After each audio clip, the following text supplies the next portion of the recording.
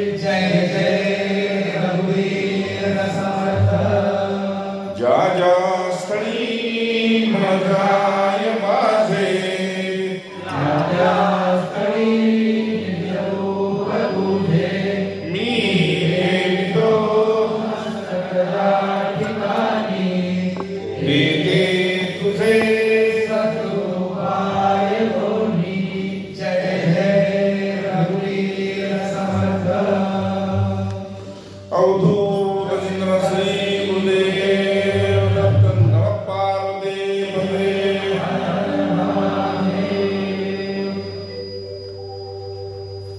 राम राम। सर्वांनाच गुरुपौर्णिमेच्या हार्दिक हार्दिक हार्दिक शुभेच्छा। कारण याचं महत्व जसं हिऱ्याचं महत्व, जसं सोन्याचं महत्व, तसं अशा दिवशीचं विशेष महत्व हे फक्त शिष्याला, स्वतः शिष्याला, साधकांना, ऋषीमुनींना, योग्यांनाच माहिती आहे। कोणाचा सत्संग चालू करण्यापूर्वी आजपासून चातुर्मास सुरू होईल, आज संध्याकाळपासून। तसा देवशेणी म्हणजे आषाढी एकादशीला सुरू होतो ते देव उठणीपर्यंत। दरम्यानच्या काळात भरपूर सण उत्सव वगैरे असतील, पण आपण त्यात गुंतू नये। आपलं एकच लक्ष साधन, तपस्या, ध्यान, जप आणि स्वाध्याय। या पलीकडे विशेष कशाला महत्व दिलं तर आपण रांगेतला परमार्थ करतो। मग रांगेतला परमार्थ समजला, सकाळपासून उभं राहायचं आणि एका अर्ध्या मिनिटामध्ये 10 सेकंदामध्ये तिथून बाजूला व्हायचं आणि आपण मानसिक समाधान करून घ्यायचं की आज दर्शन चांगलं झालं। रांगेतला परमार्थ तो तुम्ही केलेला आहे, त्यातून तुम्हाला सद्गुरूंनी बाहेर काढलेला आहे। आता हा परमार्थ करायचा आहे आणि त्याच्यासाठी 4 गोष्टी लागतील, म्हणजे सदाचारातल्या 4 गोष्टी: दया, क्षमा, शांती आणि सेवा। हे ज्याच्याकडे आहे देवता त्याच्या घरी येऊन निवास करतील। देवतांच्या घरी त्याला जायची गरज नाही। साधू संत तुमच्या घरी निवास करतील, तुमच्या अंगणात निवास करतील। हे त्रिवार सत्य, हे श्रुती संमत आहे, वेद संमत आहे। म्हणून ही सगळी शक्ती तुम्हाला या चातुर्मासामध्ये प्राप्त व्हावी। जे महापुरुष होऊन गेलेले अगदी 1000 वर्षापूर्वी, 5000 वर्षापूर्वी, त्यांच्याशी सुद्धा तुम्ही संवाद करू शकता। एवढी योग्यता तुमची आमची आहे। आता ती गमवली कुठं? व्यास पौर्णिमेचा गुरुदेवांचा संदेश काय आहे? जय जय आपलं जिथं गमवलं तिथं शोधलं पाहिजे। आपण चुकीच्या ठिकाणी शोधतोय, आपण तीर्थावर शोधतोय। आज लाईन लावून बसलो, इकडे करून बसलो, तिकडे करून बसलो। मग तेवढाच वेळ जपात गेला असता, ध्यानात, मौनात गेला असता, स्वाध्यायात गेला असता तर गुरुंना अजून आनंद वाटला असता। म्हणून मगाशी सांगितलं, रांगेतनं तुम्हाला काढलेलं आहे आता। म्हणून त्यांच्या काढण्याचा आदर आपण करणं म्हणजे ह्या 4 गोष्टीला मूल्य देणे। सदाचारातले मगाशी सांगितले। म्हणून व्यास पौर्णिमेच्या निमित्ताने अपार महिमा आहे। 12 म्हणजे आजची पौर्णिमा केली तर वर्षाच्या पौर्णिमेचं फळ प्राप्त होतं। पण पहिली गोष्ट हे करायचं तर प्रेमानं आणि त्याला प्रिय आहे म्हणून करायचं। बाकी याच्यातून काही मिळावं म्हणून केलं की मग तो व्यवहार येतो। गुरुदेवांचा असा संदेश असा आहे, जय जय हृदय देऊन ऐका, की आपल्या जीवनाचं फळ कुणाला नको आहे आणि ते शुभ फळ आहे। झाला सुफर संसार। तुकाराम महाराज म्हणतात की मी इथं आलो होतो, माझा संसार खरोखर धन्य झाला, मी धन्य झालो, मी कृतकृत्य झालो। का तर माझी बायको अशी असताना सुद्धा तिला देव भेटला आणि मला सुद्धा देव भेटला। असं ऐकलं होतं तुकोबांच्या बायकोच्या बद्दल की तिला सांगून जात नव्हते मी कुठं चाललोय। का तर भाकरी घेऊन आली तरी वाद, आणि उपाशी माघारी घरी आलो तरी वाद। म्हणून त्यांचा एक नियम असा होता की सकाळी उठलं, स्नान पूजा झाली, स्नान संध्या झाली की तिचा डोळा चुकवायचा आणि वेगवेगळ्या ठिकाणी वेगवेगळ्या डोंगरावर निघून जायचे, वेगवेगळ्या दरीत वेगवेगळ्या स्थानी निघून जायचे. विषय काय सांगतोय, हे जीवन सफल करण्यासाठी यांच्याकडे गेलोय, ते फळ कुठलं द्यायचं ते आपल्याला त्यांना माहित आहे. ठीक आहे. त्यांचा स्वभाव असा होता की सांगून जायचं नाही, आणि बऱ्याच पुरुषांचा स्वभाव तसाच असतो. जय जय हाय की नाही. पण आता ते झाले मोबाईल देवता देवता आहे राम. शेवटी तिला प्रश्न असा पडला की ह्यांना भाकरी पोचू तर कशी पोचू. पण पती धर्म होता. एका फार मोठ्या सिद्ध पुरुषाची ती पत्नी असल्यामुळं तिला साधन न करता सेवेच्या बळावरच सिद्धी प्राप्त झाली होती. सर ऐकताय का? सेवेच्या बळावर सिद्धी प्राप्त झाली होती. ऐका, सेवेच्या बळावर. सेवक धर्म बडा कठोरा, तुलसी रामायणात म्हटले. फार अवघड आहे सेवक धर्म, आणि सेवक धर्म बडा कठोरा म्हणजे फार मोठं भांड आहे, त्यात किती काही समावतं. रिद्धी सिद्धी होऊन ते निवांत बसतील सेवकापाशी, पण सेवकांना त्या वापरायच्या नसतील. जय जय. कारण आज्ञाभंग होते म्हणून त्या वापरायच्या नसतील. बिना तपस्येचं, बिना साधनेचं, बिना कशाचंही, कारण गुरुमंत्र तर नव्हताच, पण साक्षात पतीच गुरु होता. आणि अखंड भजन कानावर पडत होतं. भाग्य असं उदयाला आलं. मध्येच ही जीवनाच्या फळाबद्दल त्यांचा प्रसंग सांगतोय, बाकी हा विषय नव्हता. भाग्य असं उदयाला आलं की आता हा बाबा नेमका कुठल्या डोंगरावर कुठल्या दरीत गेला, हुडकायचा कुठं. तर वरदान असं प्राप्त होतं सर की जर चबुत्र्यावर आले, म्हणजे 4 ठिकाणी आले, तर जिथं कान लावल त्या वाटेतनं जर विठ्ठल विठ्ठल आवाज आला तर समजायचं या वाटेने गेलाय. आपले सगळेच मोबाईल सायलेंट असतात, त्यामुळं पाठ कुठे काय माहित नाही, वाट मिळत नाही, पाठ मिळत नाही, वाट बी नाही पाठ बी नाही. एवढी मोठी सिद्धी होती. तर भगवंतानं असं मध्येच हे केलं की हिला त्यांच्या भाषणात विक्षेप नको म्हणून काय करावं, तर वाटेत काठी टाकले. वेगवेगळा संदर्भ दिलेला आहेत लोकांनी, पण भगवंतानंच ही लीला केली की माझ्या भक्ता हिचं विघ्न नको, भले तो उपाशी असू दे, त्याला पोटाचं ध्यान नाही, पण तिथं गेला उगीच वाद घालेल म्हणून वाटेत काठी टाकले. जरा चांगल्या महापुरुषांनी जी कथा सांगितली त्यांचं सांगतोय जोग महाराज. वाटेत काठी टाकले, आणि वाटेत काठी टाकल्यानंतर पायात अनवाणीच होती. सकाळची 9ची न्याहारी, 9-10ची, आणि तेवढ्यात काटा टोचला. काटा काढण्यामध्ये वेळ गेला, काटा काही निघेना. तेवढ्यात प्रसंग असा झाला की इकडे भजन वगैरे जे काय आपण लिहायचं ते झालं होतं, आता ध्यानाला स्वारी जाणार होती. तुकोबर आहे त्या वृक्षाखाली ध्यानाला जाणार होती. पण भूके पेट न होई भजन गोपाला, येले आपले कंठी माला. उपाशी पोटाने कोणाचं कधी भजन झालेलं नाही. पण भगवंताला असं वाटलं की पटकन याला काहीतरी पोटाला घालावं आणि मग आपला हे ध्यानात जायना का बस.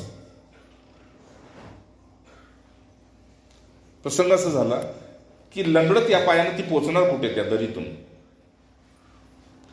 काटा टाकला बी त्यानेच आणि काटा काढला बी त्यानेच. म्हणून आपण जे आज आलो इथं ते आपला काटा काढून घ्यायला आलोय. जय जय. बाकी काहीच नाही. आपल्याला सुद्धा काटे टोचलेले आहेत, पण आपण आरोप त्याच्यावरच घालायचा. प्रसंग असा झाला म्हणते महाराज, म्हणते जो महाराज, प्रसंग असा झाला की 12-13 वर्षाचंच रूप होतं भगवंतच. घुंगराळे केस, पितांबर अंगावर होता, मळके कपडेच होती, पण त्यातून सुगंध फार येत होता. त्या पितांबरातून फार सुगंध येत होता, मलयगिरीच्या चंदनासारखा. आणि मग ते जाता जाता तिला विचारलं, माई काय झालंय म्हटले. ती माईच अगोदर तशी त्यात काटा टोचलाय, त्यात नवरा घावे ना, म्हटली तू जा ना मुकाट्यानं. जय जय रघुवीर समर्थ. जो महाराज फार अतिशय म्हणजे प्रातस्मरणीय व्यक्ती आहे ती, ठीक आहे ना. त्यांना शरीर सोडायचं होतं, ती पुढे कथा सांगतो त्यांची. मग इच्छेनं स्वइच्छेनं आळंदीत जाऊन माऊलींना मिठी मारली आणि माऊलींच्या इच्छेनं शरीर सोडले त्यांनी. 4 आजार त्याच वेळेस अंगावर होते. आपल्याला थोडा ताप आला तर म्हणतो नको, आज संध्या बी नको आणि ती चातुर्मास बी नको. जय जय. रघुवीर समर्थ. आजारपणात जास्त साधन करत जा, अंतर्मुक्ता टिकून राहते. जिजाबाई चेडल्या म्हणले जा ना तुझ्या वाटेल. तू उभा राहिला. मग उभा राहिला तर काय केलं, भगवंताचं विराट रूप सावली केली तिच्यावर. ठीक आहे ना, सावली केली का, तर माझ्या भक्ताची सेवा करते. कळते का ऋषी? माझ्या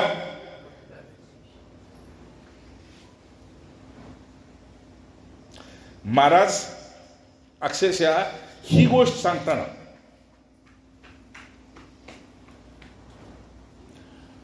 जोग महाराजांच्या डोळ्यात पाणी होतं. ते म्हटले सावली नव्हती, साक्षात शेष प्रकटला होता. आणि तिने सावलीत बघितलं, सापाची सावली आहे आणि दिसायला माणूस आहे. सावली सापाची आणि दिसायला तर माणूस आहे. मग त्याचं नाव विचारलं, तो कुठून आलास? तर म्हटलं मी इथंच असतो. काय नाव तुझं? कुठल्याही नावानं हाक मारा म्हटलं. हे काय घातलेस म्हटले. म्हटले काय नव्हतं म्हणून घातलंय. जे उत्तर बघा त्याची. हे काय घातलेस? काय नव्हतं म्हणून हे घातले म्हणले. मग का थांबलायस? नाही म्हटले काटा निघणं तुम्हाला. मग तू काय करणार? मला मी काढतो की. तुला कसं माहित? म्हटलं मला सगळं माहित आहे. का? मी डोंगरातच राहतो. वनमाली, मी डोंगरातच राहतो. मग कशानं काढणार म्हटले काटा? दुसरा काटा पाहिजे ना. त्यावेळी नाचकर ते न, तू काटा कशानं काढणार? म्हटलं तू पाय तरी दे, मी काटा काढतो. पाय दिला आणि दात घातले आणि दातानं काटा काढला. आपल्याला सहज वाटतं, पण जो खरा भक्त आहे ना त्याला हे सांगता बी येत नाही. त्याचं हृदय कापतं. वाटेल ते तुमच्यासाठी करायला तयार आहे. गुरु सुद्धा आणि भगवंत सुद्धा. काटा काढला ही कथा फक्त ऐकली आहे, पण पुढे गेल्यानंतर ज्यावेळेस भोजन घेऊन गेली, वाढलं सावली खाली, त्यावेळेस गाडी मौन होती जिजाबाई काय बोलली नाही. आणि मग पायाकडे लक्ष गेलं. पायाकडं तर एक चिंदी बांधली होती, ती पितांबर फाडलेला होता.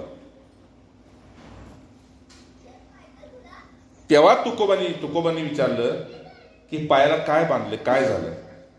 ती म्हटली गेळा आधी, मग पुन्हा सांगते. जय जय. रघुवीर समर्थ.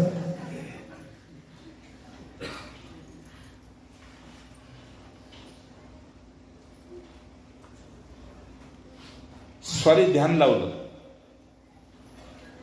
आणि जीवन कुठलं, डोळ्यातून घळघळ पाणी. तुकोबांचं माझा विषय काय समजला तुम्हाला? जीवनाचं फळ हेच आहे की आपल्या मनाला संसाराच्या आसक्तीतून दूर करायचं. सगळ्या साधनेचं फळ हे आहे. बस आसक्तीतून दूर करायचं. सगळ्या साधनेचं फळ हे आहे. आसक्ती गेली तुम्ही देवाच्या जवळ, आसक्ती आली संसाराच्या जवळ. साधं गणित सर ऐकताय ना? स्वच्छ सांगतोय आणि जोग महाराजांच्या कृपेनं आज सांगतोय आणि हृदयस्थ सांगतो. त्या पुरुषावर खूप प्रेम. अहो शिक्षण काय नाही. आणि तुकोबांच्या अभंगाचं काय वर्णन केलंय त्यांनी. कधी गाता, तुम्ही जी गाता वाचताय ना सारखी, त्यांचीच आहे. अखंड ब्रह्मचारी. ब्रह्मचारी म्हणा, संन्यासी म्हणा, योगी म्हणा, सर्व काय. आणि साधं व्यक्तिमत्व. बॅरिस्टर लोक त्या काळात त्यांना नमस्कार घालायचे, माहितीये ना? ऐकताय का? बॅरिस्टर लोकांनी त्यांच्याकडून अनुग्रह घेतले त्या काळात. कलेक्टर, वकील, जे कुठले पदाधिकारी, जे सातवी, सगळ्यांनी त्यांच्याकडून अनुग्रहित झालेले होते. एवढी महान व्यक्ती. तुकोबांच्या डोळ्यातनं पाणी आलं. विले चिंदी काय बांधलेस? ते म्हटले आधी खा मग सांग. पण त्याच्यातून गंध यायला लागला, सुगंध यायला लागला. आणि असा की जसं सांगितल्याप्रमाणे नाही म्हटलं मला अगोदर हे सांग. ते बी हट्टी, मला हे सांग काय झालंय. तेव्हा तिने सांगितलं की हे पहा, येताना वाटेत काटा टोचला आणि मध्येच एक मुलगा आला, त्याचं वर्णन सांगितलं आणि त्या मुलानं दातानं काटा काढला. जय जय, मागे ऐकायला येते का? दातानं काटा काढला, त्याचं वर्णन केलं. ती चिंदी काढली तुकोबाणी आणि आपलं धोतर फाडलं आणि ते बांधलं आणि चिंदी गुंडळली आणि हृदयाजवळ ठेवली. म्हटले हे काय करता? तर म्हटले नंतर सांगतो तुला घरी गेल्यावर. चिंदी हृदयाजवळ ठेवली, घरी गेले आणि जात असताना तिने विचारलं हे काटा कुठं टोचलाय मला दाखव जराशी, ती जागा दाखव.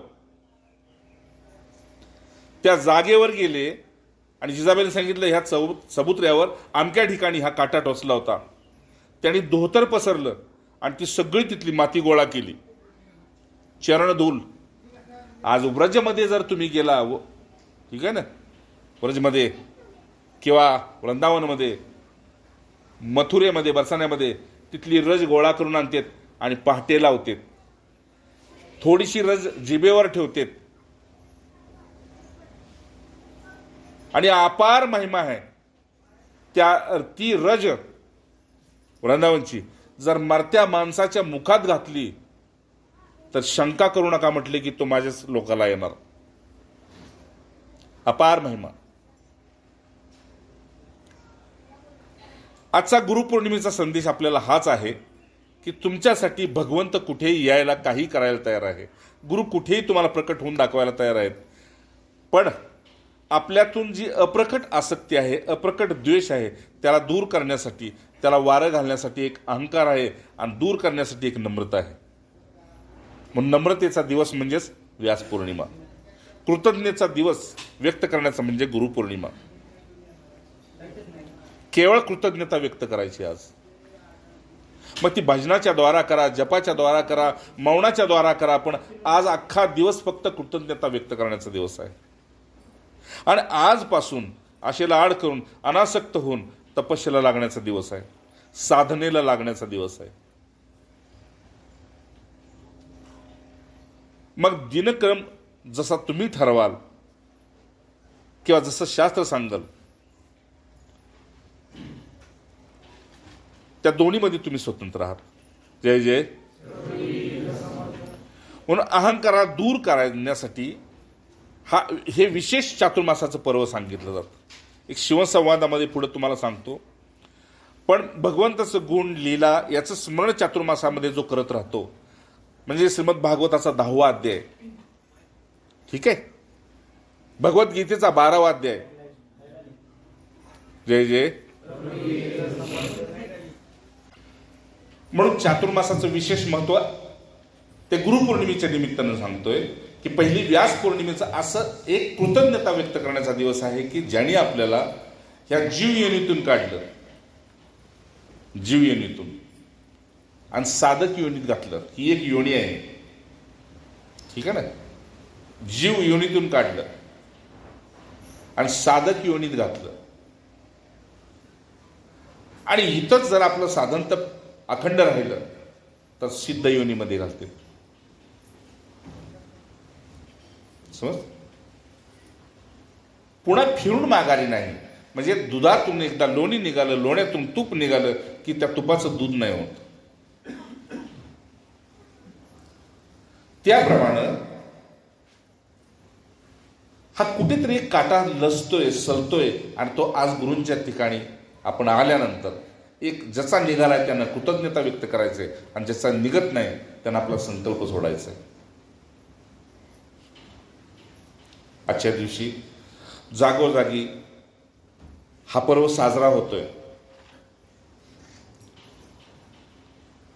पण याचं विशेष जर महत्व असेल तर आज विचार करा की जगामध्ये सगळीकडे काय पसरलं असेल तर राग आणि द्वेष, आसक्ती आणि संग्रह. यातून बाहेर काढण्यासाठी आणि गुरूंच्याच मार्गाने आपण पुन्हा पुन्हा त्याच मार्गाने, पुन्हा पुन्हा त्याच मार्गाने, किती चुकलो तरी पुन्हा त्याच मार्गाने आपली भ्रमंती चालू ठेवण्यासाठी एक निश्चय करण्याचा आजचा दिवस आहे. मग चातुर्मासाचे विशेष नियम जे आहेत मागेपासून सांगत आलोय, आता आणखी सांगतो. पण पहिल्यांदा चातुर्मास म्हटलं की लोक म्हणतात की पहिला आम्ही चातुर्मासामध्ये कांदा लसूण सोडतो, बाकी 8 महिने खातो. त्या कांद्या लसणानं काय बिघडवले? जय जय. पण आहे वैष्णवांच्या घरी तो पदार्थ मांसाहारासारखा मानला जातो. ठीक आहे, पुढे तुमची इच्छा. पण एवढं तरी निश्चित सांगेन की तुमच्या घरी सण असेल विशेष, देवतेचे कुठले आपण सण साजरे करतो, त्यावेळेस मात्र कधीही कांदा लसूण घालून ते पदार्थ बनवू नका. ते मांसभक्षणा समान आहेत, त्याचं फळ नाही, उलट पाप आहे. जय जय. बाहेरचे मसाल्यात सुद्धा ते असतं, म्हणून त्याचाही प्रयोग करू नका. का तर आपण सावध होत नाही. आपल्याला असं वाटतंय की भांडं लावलंय पण भरे नका, तसं साधन करतोय पण परिणाम दिसे नका.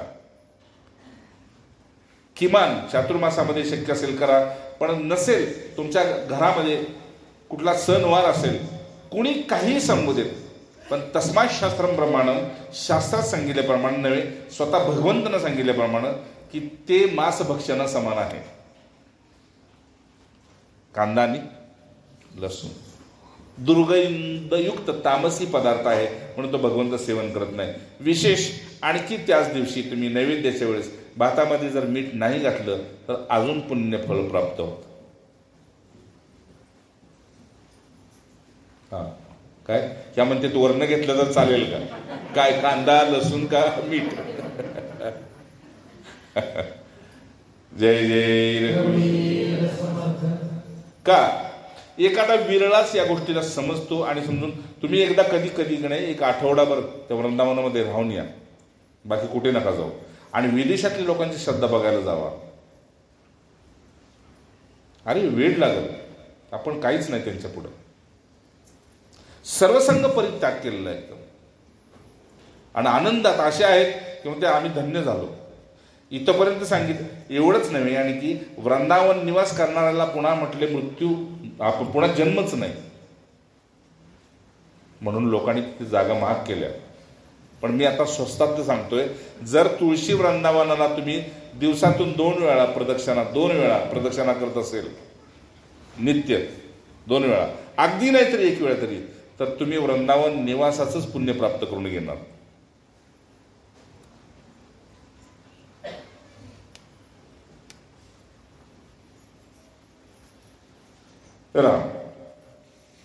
आता तुम्हाला शिवसंवादाची सुरुवात करतोय, म्हणून गुरूंचा संदेश एवढा तुम्हाला सांगायचा होता की या चातुर्मासाच्या निमित्तानं, बरं का, या चातुर्मासाच्या निमित्तानं तुम्ही एवढंच करा की जीवनाचं फळ तुम्हाला प्राप्त करून घ्यायचं असेल तर आपल्या मनाला संसाराच्या आसक्ती आणि द्वेषापासून दूर ठेवा. बस संपला. का तर त्यामुळे अहंकाराला वारा मिळतं आणि तो अहंकार पुन्हा पुन्हा आपल्याला जन्माला कारण घालण्यासाठी निमित्त होतो. जय जय. शिवसंवादाचा जो होता गुरु शिष्यांच्या बद्दलचा, तसा पार्वती आणि शिवजींचा संवाद असा होता की शिवजींना समाधी, शिवजींची 87,000 वर्षाची समाधी, म्हणजे ते समाधीतून बाहेर आल्यानंतर असं समजा की मातेनं प्रश्न केला. वार होता सोमवार, वेळ ब्रह्ममुहूर्ताची होती, आणि प्रश्न केला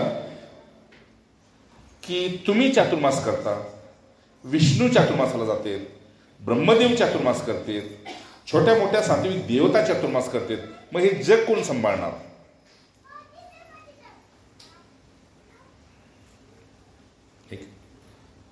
आपण सगळेच जर बाहेर गेलो तर घर कोण सांभाळतं? कुलूपच ना, घर कुलूप सांभाळतं.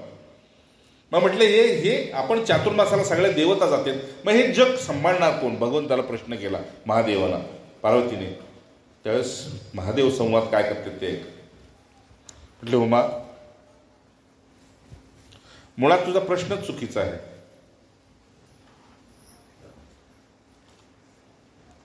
तुम्ही रांगेतनं बाजूला झालेले शिष्य आहात म्हणून सांगतो. उत्तर आहे का शिवजींचं? उमा मुळात हा प्रश्नच चुकीचा आहे. स्वप्नातून जागा झाल्यानंतर स्वप्नातल्या वस्तू आपण कुठल्या घरात गोळा करून ठेवतो?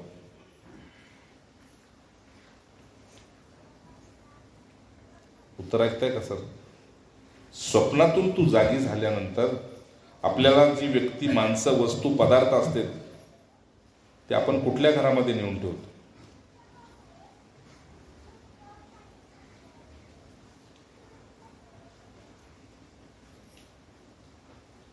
तर म्हटले स्वप्नातलं सगळंच खोटं आहे. मग म्हटले तसाच हा संसार आहे. जय जय. हा संसार फक्त याच्यासाठी आहे की अनेक अनेक अनेक अनेक अनेक अनेक अनेक अनेक पुण्याच्या बाबतीनं ज्यावेळेस मनुष्य योनी मिळती, ती मनुष्य योनी पुन्हा तप आणि साधन करून आपल्या भगवत तत्वामध्ये विश्रांती करण्यासाठी ही मनुष्य योनी प्राप्त केलेली. आणि म्हणून हे अनुष्ठानी स्थान आहे. उत्तर समजलं ना? म्हणून शेवट ज्ञानी पुरुषांच्या दृष्टीनं आणि भगवत प्राप्त पुरुषांच्या दृष्टीनं हे संपूर्ण भगवन्मय तरी आहे, नाहीतर मिथ्या तरी आहे. ठीक आहे ना? तुम्ही आणि मी दोन नव्हे, तुमच्यातलं चैतन्य, माझ्यातलं चैतन्य, तुमचं पंचमहाभूत, माझे पंच, सर्व काही एक आहे. फक्त स्वतंत्र झाल्यामुळं आपल्या आपल्या स्वभावानं, आपल्या आपल्या गुणधर्माप्रमाणे आसक्ती आणि द्वेष, त्याच्यातून अहंकाराला जन्म दिला आणि तिथून पुढे संसार सुरू झाला. आपण रांगेतनं बाजूला झालेले लोक आहोत म्हणून हे ज्ञान ऐकूया गुरु शिष्यांचं, शिवपार्वतीचं. ठीक आहे ना?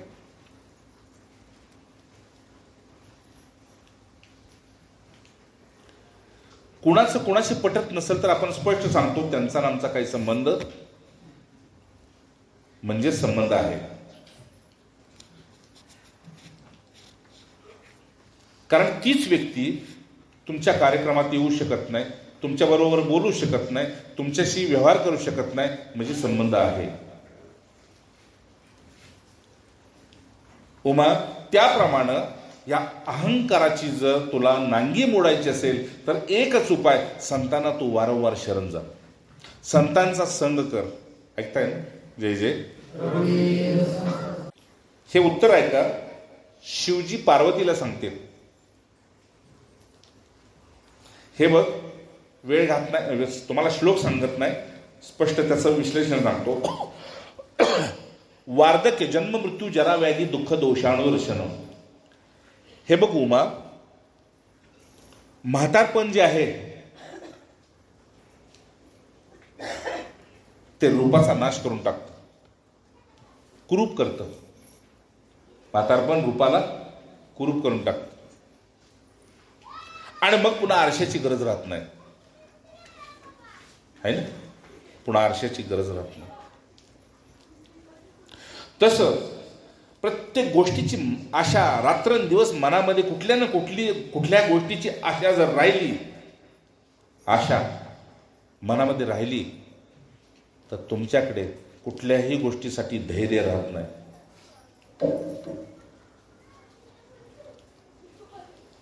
धैर्याचा नाश करून टाकते आशा.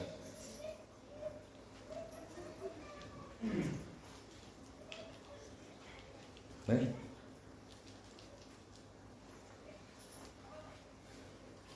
आपण ऐकतोच की घरामध्ये, अहो आम्हा येतील ते, जरा धीर धरा, बस. नाही, अहो आम्हाला जायचं आहे, आम्ही त्या आशेनं आलो होतो, भेटतील म्हणून. असं अहो पण काका गायकडे गेले, थांब बसा. नाही हो, आम्हाला गाडी आहे पुन्हा. नाही हो, आम्हाला पुन्हा गाडीच नाही हो आम्हाला. अहो बसा थोडं. नाही बघा, हे दूध घ्या, हे चहा घ्या, पण बसा. नाही हो, अरे शांतीचं ठिकाण आहे, बस. नाही हो, जायचं. आशा धैर्याला नाश करून टाक. उमाला शिवजी सांगतील,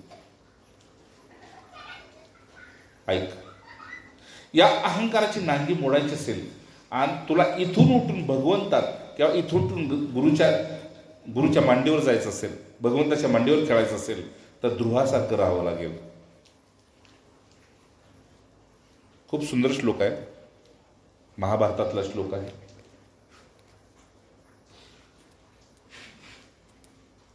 म्हातारपण आलं की आरशाची गरज वाटत नाही, आणि आशा पूर्ण होत नसेल तर धैर्याची गरज वाटत नाही. धैर्य ढासळ तर निघून जातो.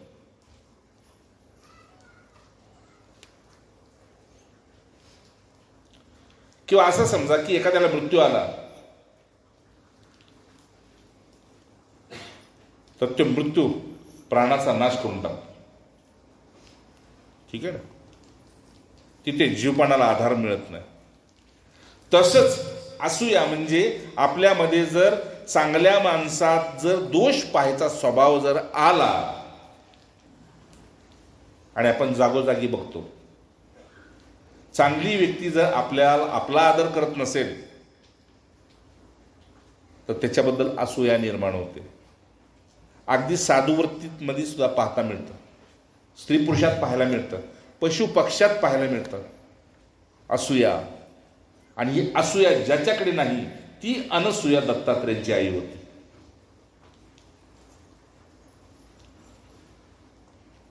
असूया म्हणजे गुणामध्येच आपण दोष बघतो आणि दोष पाहण्याचा स्वभाव कायम तसाच राहतो. म्हणून अशी असूया ज्याच्यामध्ये असते उमा, त्या व्यक्तीला पुढे आयुष्यात धर्माचं आचरण करणं कधीही आवडत नाही. धर्माच्या विरुद्धच जातो, विरुद्धच बोलतो.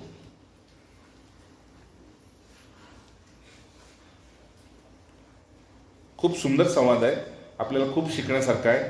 का प्रत्येकात, माझ्यात, तुमच्या सर्वांच्यात, अगदी भिकाऱ्यात सुद्धा अहंकार आहे. नाही वाढायचं का? नको वाढू, चाललं पुढच्या दारात.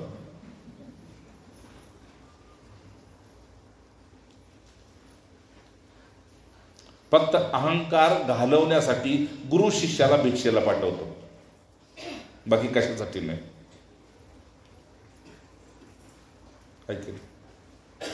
आणि आपला सुद्धा अहंकार जिरावा म्हणूनच आपल्याला पती पत्नीच्या रूपात तो अनुभव घ्यावा लागतो. जय जय. कोण दोघातलं एक तरी म्हणतात झिरली बाबा, हाय की नाही.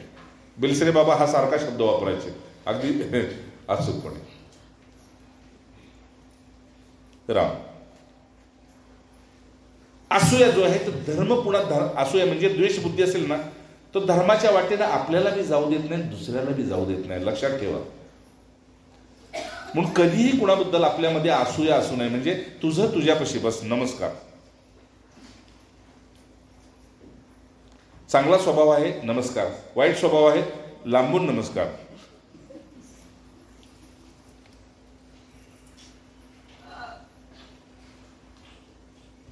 तुकाराम महाराजांचं वचन आहे काय?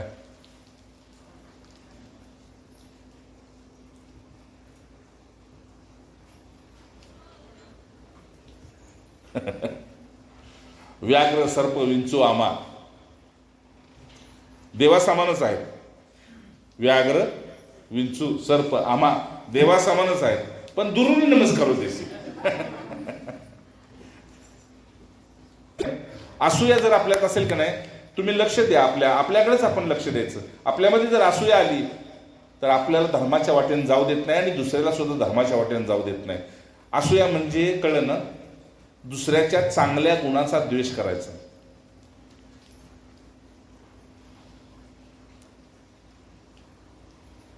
आपणच आपल्यावर लक्ष देऊया. आणि बघा, खूप पुढची व्यक्ती सात्विक असते, त्याचं आपल्याशी काय नसतं, पण त्याच्याबद्दल असूया निर्माण होते आणि हे होतं. आणि मग पुन्हा तिथून क्रोध जन्माला येतो. ऐकताय ना सगळी? काय ध्यान करायचं म्हणजे काय करायचं असतं, हेच पाहायचं असतं की आपल्यात काम विकार, आपल्यात षड्रिपू कसं कार्य करतात आणि त्याचा बिमोड कसा करायचा आहे. मग हे आपण केल्यानंतर जो इष्ट आपल्यातला आपला इष्ट आहे तो आपल्यावर तरी प्रेम करतो किंवा आपण तरी त्याच्यावर अकाट्य प्रेम करतो.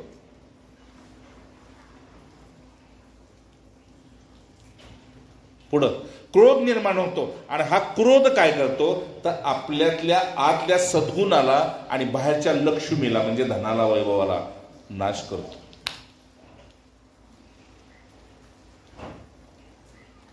गुरुदेवानी तर सांगितलं होतं 1 महिना साधन केलं एकदाच राग कमालीचा केला बिंबीपासून सगळं भस्मीभूत झालं. म्हणून क्रोध भस्मासुर आहे म्हटलंय. तो स्वतः नंतर जळतो, आधी आपल्याला जाळतो. आहे की नाही? काडी घर नंतर जाळते, आधी स्वतःला जाळते. क्रोध हा असा आहे. म्हणून तो क्रोध असावा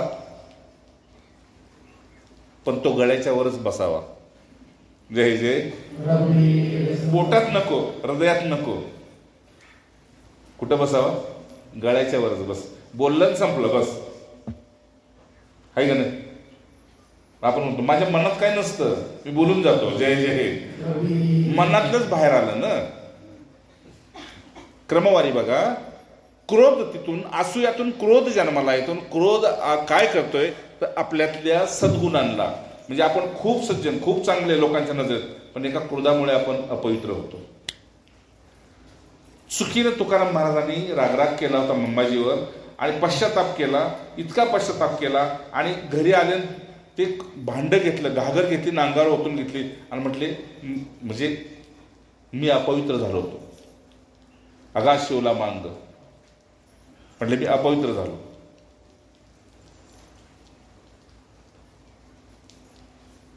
मग आता क्रोधाला आवरायला काय उपाय आहे का? हो, खूप चांगला उपाय. कराल का? जय जय. उपाय सांगतो, कराल का? उपाय असा आहे की क्रोध आला की प्राण बंद करायचे.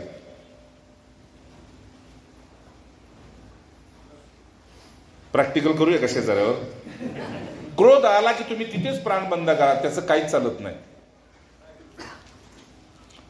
नाक धरून नाही, तिथेच काय धरायचं नाही, सोडायचं नाही. काय क्रोध आला की प्राण बंद करायचे, बस संपलं. सगळ्या नाड्यामध्ये शीतलता पसरते. हा पतंजलीचा प्रयोग सांगतोय, रामदेव बाबाचा नाही. जय जय. स्वतःच्या अभ्यासाचा सांगतोय.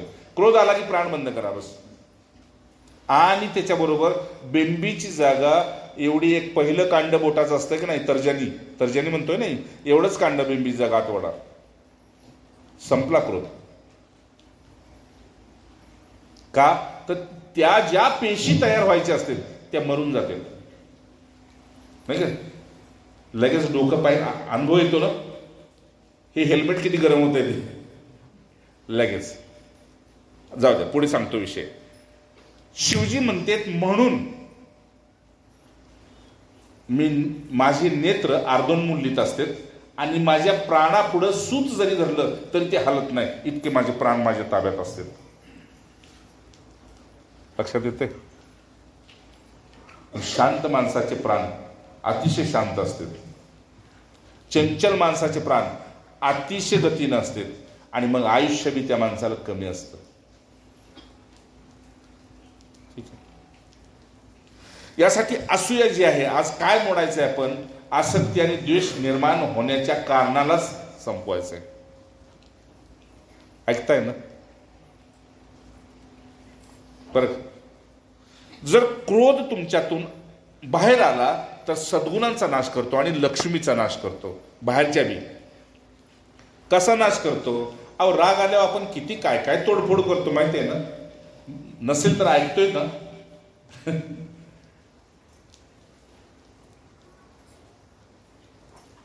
मुलाबाळाला सुद्धा राग आल्यावर राम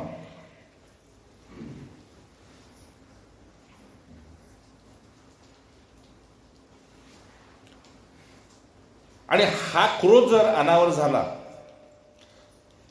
घात बघा पुढे काय सांगितलंय. सर ऐकताय का सगळेजण?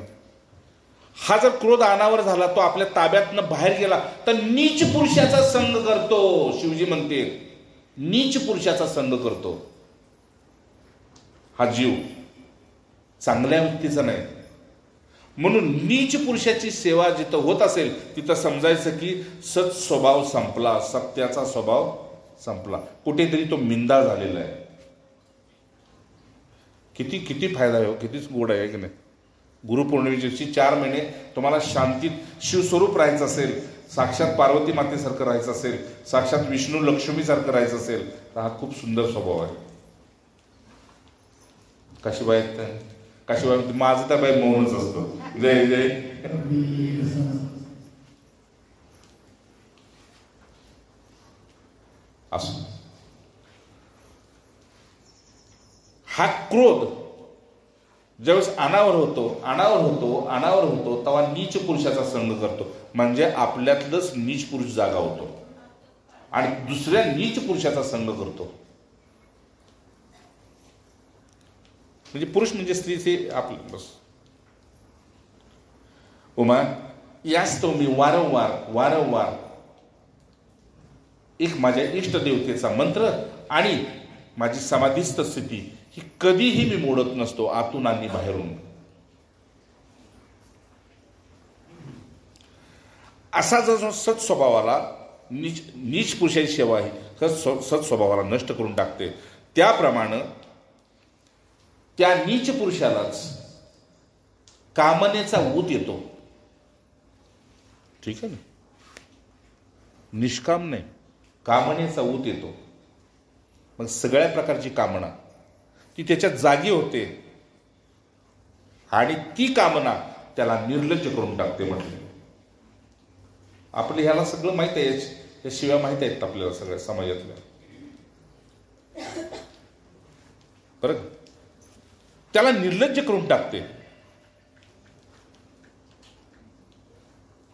आणि या निर्लज्जतेमुळे उमा हा कली त्याच्यावर सवार होतो आणि त्याला बोकळायला भाग पाडतो.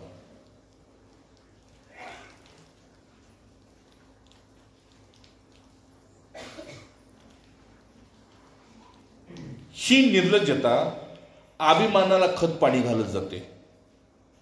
बघा, अनुभव करून बघा. ही निर्लज्जता अभिमानाला खत पाणी घालते आणि असं खत पाणी घालते अभिमानाला, म्हणजे अहंकाराला, म्हणजेच मीपणाला खत पाणी घालते आणि तिथे मग सर्वस्वाला नष्ट करून टाकते. यम कामहा सर्वमेवाभिमानहा, आणि मग त्याचा सर्वस्वाचा नाश करून टाकते. म्हणून उमा तुला मी मित्र म्हणून तुला हा सल्ला देतोय की तुला अभिमान जर दूर करायचा असेल तर या प्रकारचा तू, मी जे तुला उपाय सांगणार आहे त्या उपायाचा तू आदर कर. आणि आदर जर केलास तर तो आदर तुझ्या घरामध्ये आपोआप प्रवेश करेल. म्हणून आदर करणारी व्यक्ती माहित आहे की नाही, आपल्या घरामध्ये पाहुणा आला तर आपण उठून उभं राहतो, कारण आपल्या घरामध्ये आदर आलेला आहे. आणि तो आदर बघून पुढच्या व्यक्तीचं हृदय प्रसरण पावतं. असो. जय जय रघुवीर विठ्ठल.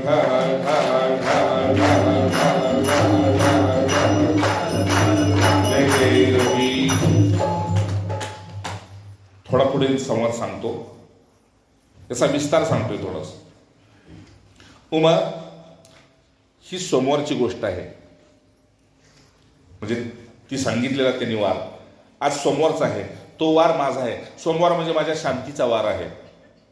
म्हणजे बाकीच्या वारात काय गोंधळ घालते नाही, माझा तो शांतीचा वार आहे. बाकीच्या वाराशी माझा काही संबंध नाही. सोमवार ते सोमवार मी समाधीस्थ असतो, बाकीच्या वाराशी माझा काही संबंध शिवजी सांगते. उमाला आपल्याला शंका येईल, हो सोमवारी बाकीच्या वाराला काय असते. मग सोमवार ते सोमवार म्हणले मी याचाच अभ्यास करत असतो आणि मी तोच अभ्यास उमा तुला मित्रवत सांगतोय. तू माझी सखी आहेस, मैत्रीण आहेस, माझं हृदय आहेस, म्हणून मी तुला हा संवाद सांगतोय. तू एवढंच कर, हा संवाद तू तुझ्यामध्ये त्याचा आदर कर, आणि मग तुझा जे आदर करतील त्याच्यामध्ये हे आपोआप प्रसारण पावेल. उमा, नेहमी आपल्याला असं वाटतं की आपण नेमकं काय करावं. ज्यावेळेस काहीच नसतं आपल्याकडे करण्यासाठी, त्यावेळेस आपण एक वेगळं काहीतरी मार्ग काढतो की आता आपण नेमकं काय करावं. आणि काय करण्यासाठी आपल्याला काय नसेल त्यावेळेस आपण कुणाचा तरी आश्रय घेतो. वेळ जात नाही तेव्हा कशाचा तरी आश्रय घेतो. ज्यावेळेस आपल्याकडे वेळ असतो, नीट ऐका, ज्यावेळेस आपल्याकडे वेळ असतो त्यावेळेस आपल्याकडे वेळ असून आश्रय नसतो. त्यावेळेस आपण कशाचा तरी आश्रय घेतो.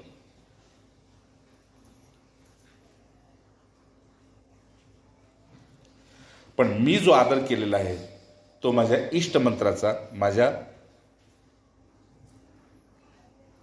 इष्टदेवतेचा मी जो आदर केलेला आहे त्या आदरामध्ये मी ध्यानस्थ समाधिस्थ असतो. म्हणून तस्मात ध्यानम समाचरित. ठीक आहे ना. मला ध्याना इतकं दुसरं काही प्रिय नाही. माझा भक्त माझ्या ध्यानात असेल तर अखंड मी त्याच्या ध्यानात आहे. ठीक आहे ना.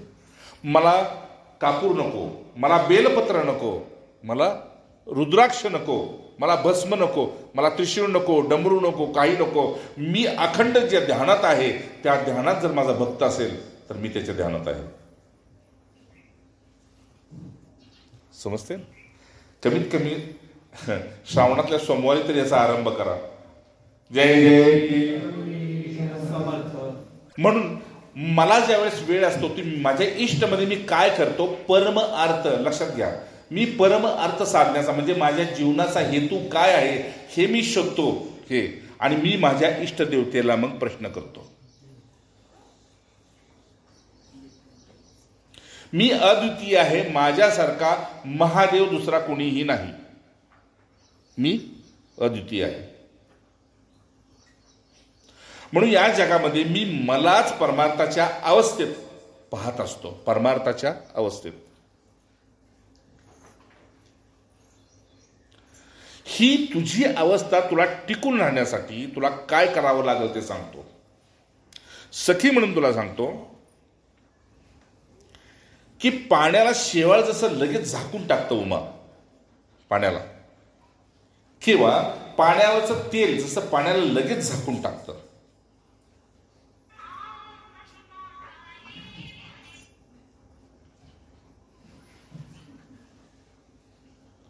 त्याप्रमाणे आपण साधनेतून उठलो की आपला सत्वगुण जातो आणि रजोगुण आपल्या सत्वगुणाला झाकून टाकतो, त्याला वर येऊ देत नाही.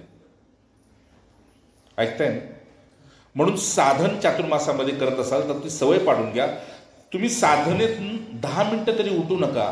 पाय लांब करा, थोडेसे उभं राहा, आसनावर उभं राहा, पाय लांब करा, किंवा घोटभर पाणी तोंडातच धरा, किंवा जीभ जी आहे जिभेचा शेंडा तो टाळूला लावून धरा, किंवा बेंबीची जागा पाठीमागं करा, प्राणबंद करा. म्हणजे काय, हे जे साधनेतून जी ऊर्जा निर्माण झालेली ती आतल्या आतच थांबते आणि ती दिवसभर तुमच्या कामाला येते. असा स्वभाव निर्माण झाला तुमचा की पुन्हा कायम तुमच्यामध्ये ती, जसं रहाट असं फिरलं तर पाणी बाहेर टाकतं, असं फिरलं तर पाणी आत टाकतं. इकडे असं केलं तर काय, असं केलं तर पैसा, आणि असं केलं तर अंगठा एकच आहे. पुढं केला तर पैसा, मागं घेतला तर पुण्य. जप हो, अंगठा एकच आहे. उमा त्याप्रमाणे ज्याला परमार्थामध्ये आपली स्थिरता टिकून धरायची असेल त्यानं आसनावरून लगेच बाजूला व्हायचं नाही. कारण आसन अग्नी समान आहे. तुम्हाला माहित असेल, माझं आसन तुम्ही कधी बाहेर कुठे बघितलंय का? त्याची पूजा होत असते रोज. कधीच कुठे त्या आसनाला कुणाला स्पर्श करून देत नाही.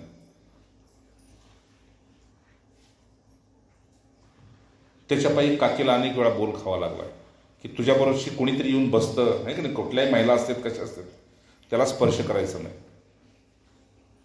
कुणालाही आसनाला स्पर्श करून देत नाही. का? त्या आसनाने दिवस दाखवलेत. समजली घ्या ना. कुणालाही स्पर्श करून देत नाही. आणि त्या आसनाचं रोज नित्य पूजन होतं. तुम्ही स्वतः तुमच्या आसनाचा आदर करा. कारण ते आसन म्हणजे साक्षात गुरूंचं कृपा आशीर्वाद, कृपा कवच आहे. ठीक आहे. उमा पाण्याला जसं शेवाळ झाकून टाकतं त्याप्रमाणे रजगुण आणि तमोगुण तुमच्या सत्वगुणाला झाकून टाकतो. आणि आतली प्रवृत्ती अशी बळावते की पुन्हा श्रद्धेचा नाश करते. हळूहळू त्या श्रद्धेतून उत्पन्न होणाऱ्या प्रेमाचा नाश करते आणि मोक्षाची इच्छा मारून टाकते.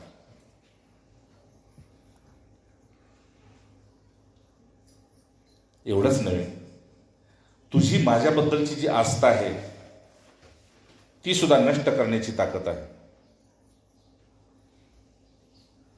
आपण पाहिलंच की नाही. साधक अपवित्र झाला पण ह्यानं सोडून गेलं. कुठल्याही गुरुना. उमा म्हणून तुझ्यातली जी आस्था आहे माझ्याबद्दलची ती नष्ट करण्याची ताकद आहे त्यात. म्हणून ही कमी होऊ नये आणि रजगुण आणि तमोगुण तुझ्यात बळावू नये असं तुला जर वाटत असेल तर एवढं कर. ज्यावेळेस तुला तो बळावलेला दिसतोय त्यावेळेस तू सत्पुरुषाचा संग कर. किंवा अध्यात्मशास्त्रामध्ये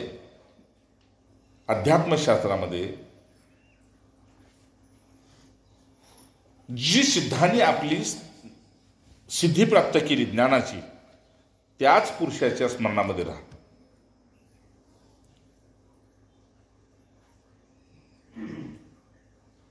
आणि अगदीच तुला शक्य असेल तर वेद वचनाला तू ग्रहण कर. पण हे लक्षात ठेव, जशी जशी ती सिद्धी आस्थेची, श्रद्धेची, प्रेमाची तुझ्यामध्ये स्थिर होईल तसं हे नक्की समज की तू निंदेला पात्र होशील. प्रशंसेला नाही, तुझी निंदा होऊ लागेल.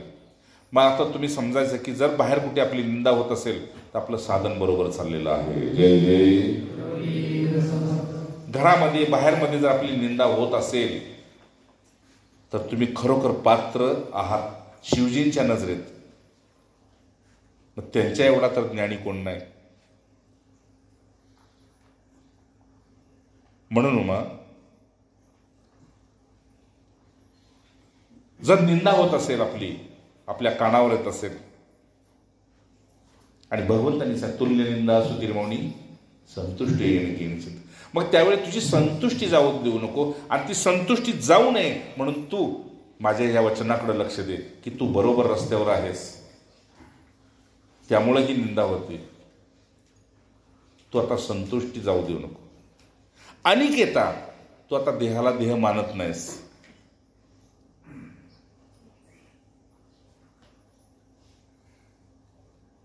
आणि माणी स्वभावाची माणसं, माणी स्वभावाचे लोक, माणी स्वभावाचे जीव हटकून तुला अशांत करण्याचा प्रयत्न करतील. समजायचं तुझं साधन उच्च कोटीनं चाललेलं आहे. समजलं का? समजतंय ना? आपल्या समाजातली किंवा आपल्या घरातली किंवा आपल्या ह्याच्यातली, किंवा तुला जर असं वाटत असेल उमा की जिथं मान मळायचा होता तिथं आपला अपमान झाला, तर समजायचं तुझं साधन उत्तम चाललेलं आहे.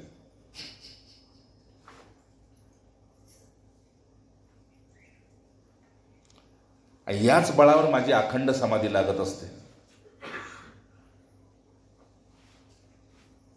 मग मला शीतल करण्यासाठी कुणी कुणी प्रेमानं स्नेहा एक एक तांब्या जल सोडतो की मी देहावर यावा.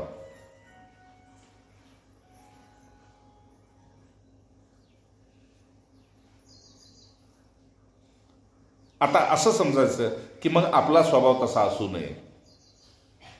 उमा, अन्न आणि पाणी याचं जर पावित्र्य तुझ्याकडून जपलं जात असेल, अन्न आणि पाणी याचं पावित्र्य जर तुझ्याकडून जपलं जात असेल, तर तू असं समज की तुझ्या घरी साक्षात सिद्ध आणि देवता भोग लावायला येतील. भोग. उमा, अन्न आणि पाणी याचं जो पावित्र्य सांभाळेल, साक्षात देवता आणि सिद्ध त्याच्या घरामध्ये भोग लावायला येतील. अख्खं गाव ओलांडतील, पण त्याचं घर शोधतील. आणि खरी गोष्ट आहे. आपल्याला एक प्रसंग सांगतो. ज्यावेळेस आपल्या तपस्येच्या काळात गुरुदेव बी होते आणि श्रीधर स्वामी बी तपस्येच्या काळामध्ये होते, त्यावेळेस ब्राह्मणाचं घर कुठं आहे का विचारायचे. त्या ब्राह्मणाच्या घरात जाऊन विचारायचे. मोबाईल बंद करा प्लीज. ब्राह्मणाच्या घरात जाऊन विचारायचे की तुमच्या घरामध्ये संध्या होते का. संध्या. तुमच्या घरामध्ये सोहळं पाळलं जातं का, म्हणजे विटाळ. आजकाल पाळत नाही तो, मग ती भ्रष्ट होते. किमान जर पाळत नसतील तर तुम्ही करून तरी घालू नका, मग ती भ्रष्ट होते. अगदी अकाट्य सिद्धांत आहे हा अर्थांचा. जर विटाळाचं अन्न आपल्या घरात पोटात जात असेल तर ती मती भ्रष्ट होते, आयु नष्ट होते. म्हणून तुम्हा महिलांना माझा आग्रह राहील की बाबा तुम्ही करून खा. कसं आहे, तो 3 दिवस शुद्धी पाळावी लागते. 4थ्या दिवशी म्हणजे अडचण तुम्हाला आहे म्हणून, पण 5व्या दिवशी खरी शुद्धी असते. पावित्र्य. अन्न आणि पाणी जर याचं पावित्र्य असेल तर मी तुला सांगतो, स्वतः मी भोग लावण्यासाठी नंदीश्वरावर आरूढ होतो.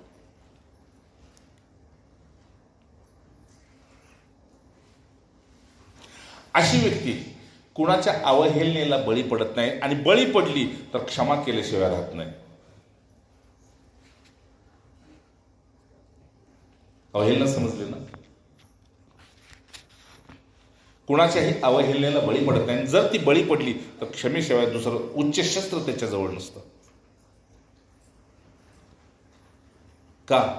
मी शांतीचा दूत आहे. शिव शांतीचा दूत आहे, आणि म्हणून मी हिमालयामध्ये कैलासामध्ये समाधिस्थ आहे. त्याचं कारणच असं आहे की ती शांती माझ्या गणांनाही प्रिय आहे.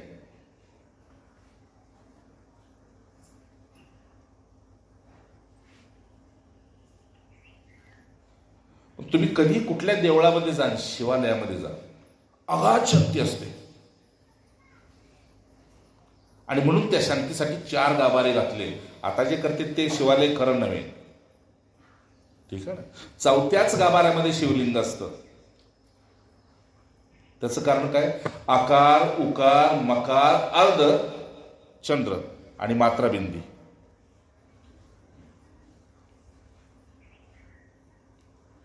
एक प्रसंग सांगतो तुम्हाला.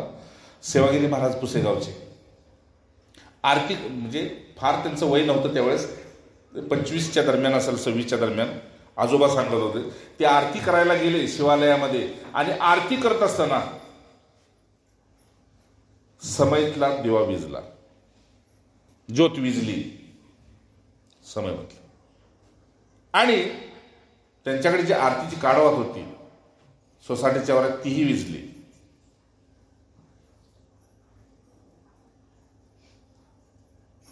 बाहेरची काही लोक होती 1-2 त्यांच्याबरोबर, आरतीच्या बरोबर, त्या लोकांनी पाहिलं आणि लगे मग त्याची सोय केली. तिथे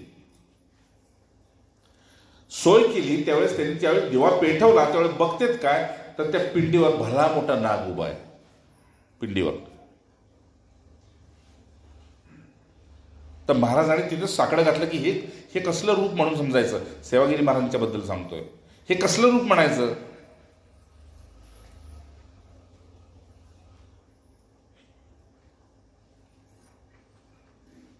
तर रात्री ब्रह्ममुहूर्ताच्या स्वप्नामध्ये त्यांना स्पष्ट सांगितलं की तुम्हाला ओळखलं नाहीस काय हरकत नाही, पण मी हे पूजेचा प्रसाद तुला द्यायला आलो होतो. मीच सोसाट्याचा वारा आणला, मीच तुझी वाद घालवली आणि मीच तुझ्या पुढे प्रकट झालो होतो, पण तुला फक्त माझं म्हणजे तुला दर्शन समजलं नाही.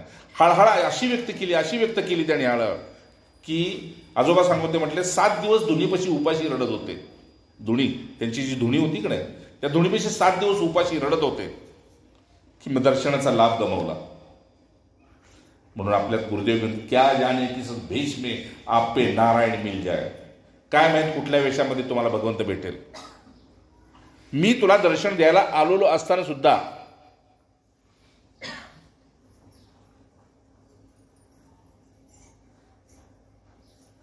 तोच प्रसंग पुन्हा बबनगिरी नावाचे एक तिथं महंत होते. पुसेगावचं कोण असेल सर माहित आहेत का तुम्हाला? बबनगिरी, हां, सातेवाडीचे ते होते तिथं.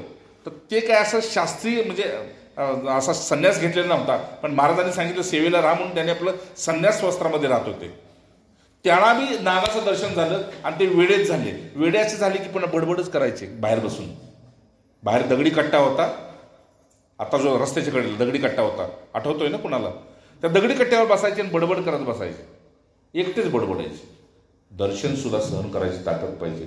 आणि ही ताकद अर्जुनात सुद्धा नव्हती, म्हणून अर्जुनाला सांगितलं, हे तुझं विश्वरूप बंद कर, आहे तसाच माझ्या पुढे ये बाबा, नको ते.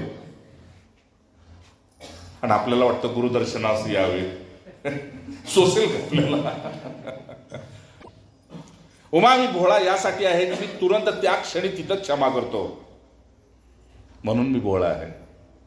माझ्याशी कोण कसं वागलं हे माझ्या समोर कधीही येत नाही. आणि आलं, माझा तिसरा डोळा उघडला तर सगळं भस्मीभूत होईल.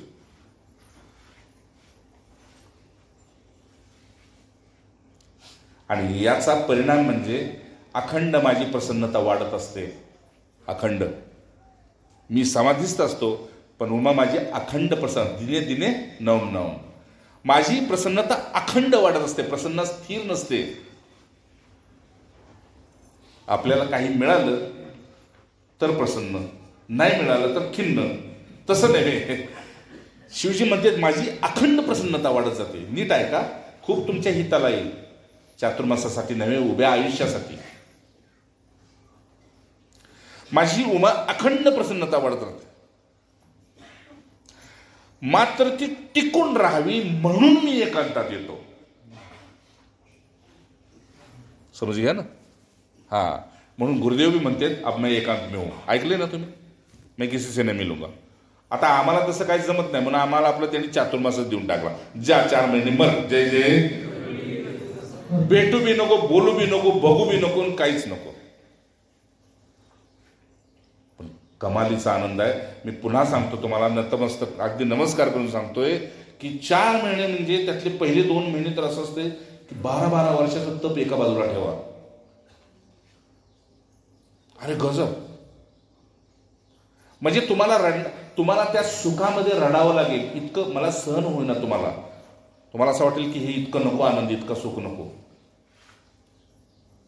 ते तुम्हाला म्हणजे सहन होणार नाही, इतके तुम्ही रडाल. कुठून काय गंध काय येते, कुठून काय होते, कुठून काय होते, कुठून काय. बस झोपायचं म्हटलं तर झोप येत नाही, ध्यानाची समाधीची स्थिती येते. डोळ्यासमोर विश्व असून सुद्धा विश्व दिसत नाही. कानावर तुमच्या ऐकवायला येत असून सुद्धा अर्थ आत जात नाही. त्याची काय वर्णन काय सांगू तुम्हाला. अरे विचार करा, अलीकडे देवता सुद्धा मला नवीनच काय काय मिळाले. मोठमोठ्या देवता सुद्धा आता अलीकडे, हे पालीचा खंडोबा म्हणते, तिकडे ती देवी, हे सगळे चातुर्मासाला जातात. आणि म्हणून तुम्हाला गुंतवण्यासाठी एवढे सण घातले. ऋषी मुनीने तुम्हाला गुंतवण्यासाठी एक सण घातले. का? कुठेतरी जाऊन तुम्ही दिवाळं काढून घेण्यापेक्षा दिवाळी करा. की नाही? चातुर्मासात दिवाळी आहे की नाही? बस.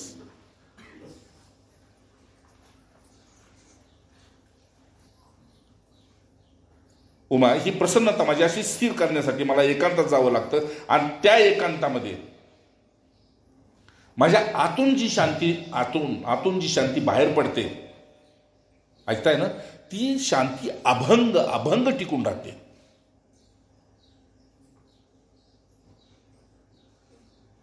आणि त्या शांतीच्या अभंगातून जन्म झाला, त्याचंच नाव ओंकार. अभंग शांतीतून जो निर्माण झाला त्याचंच नाव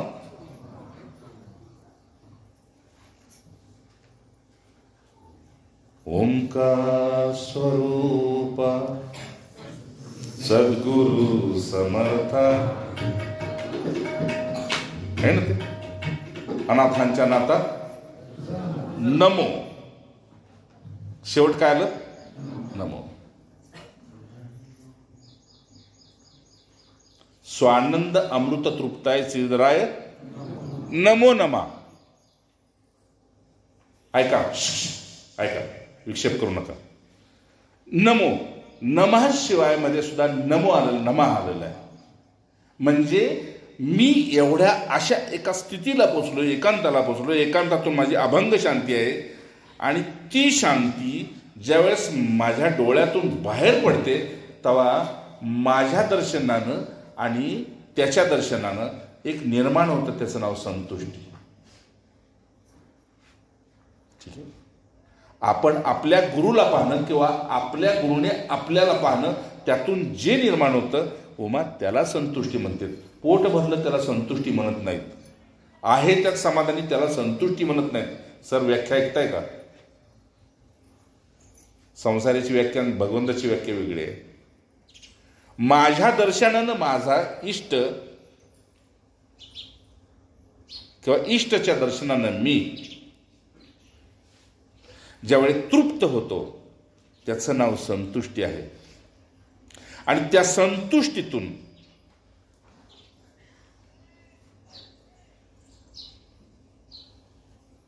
मोक्षाची इच्छा निर्माण होते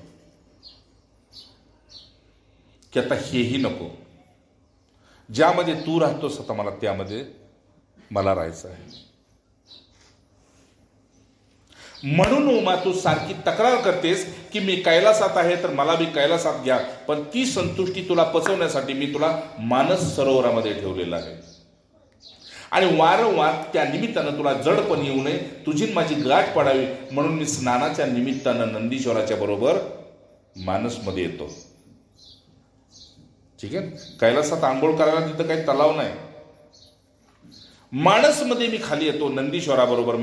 नंदीश्वराबरोबर म्हणजे साक्षात मी माझी देहबुद्धी घेऊन येतो.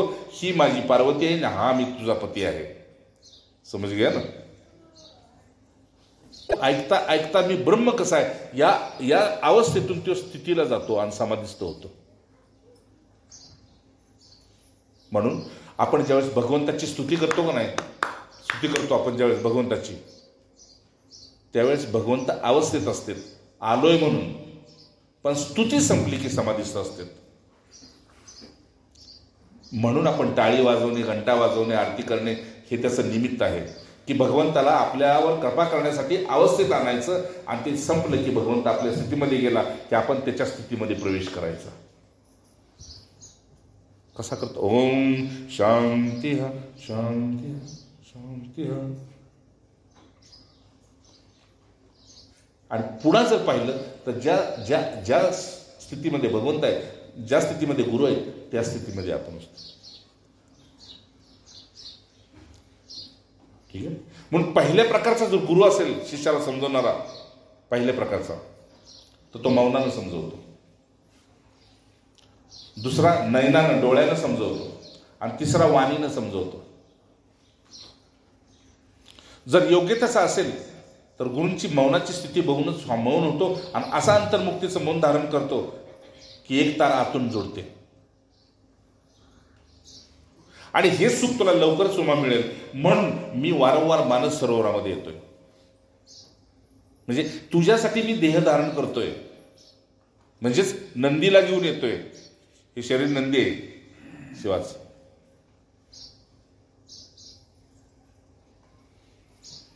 म्हणून असं सांगितलं की शिवजी पुढे सोमवारचा संकल्प सोडायचा असेल तर शिवजींच्या पुढे नाही सोडायचा, विधी शिवजी कशी करायची आणि सांगायचे नंदीच्या कानात.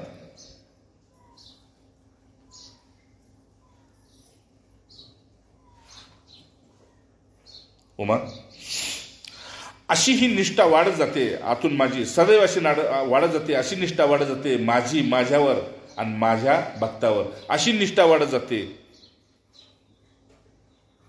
की माझी प्रसन्नता स्थिर होते.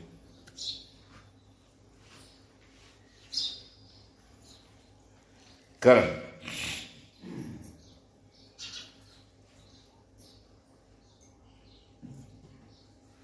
मृत्यू लोकामध्ये ज्याची वसवस थांबली, मृत्यू लोकात साधनेत सुद्धा मी रात्रीच कोणाला तरी सांगितलं बघा, जप करताना की नाही, तुमची माळ जर गोमुखीत अडकत असेल तर पदराखाली घ्या, एखाद्या वस्त्रात घ्या. पण ती जर अशी आपण अशी करत बसलो,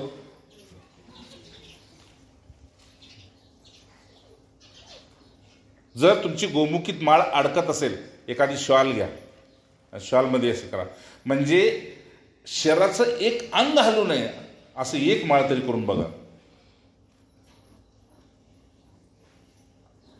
मग काय होईल तर तुमच्या हृदयाचे ठोके, तुमच्या श्वासाचा आवाज तुमच्या कानावर यायला सुरुवात होईल.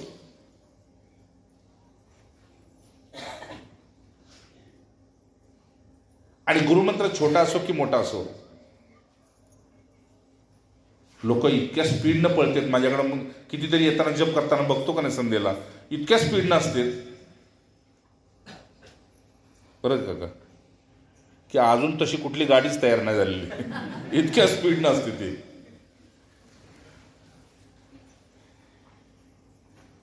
$21,600 आपले श्वास आहेत, है की नाही?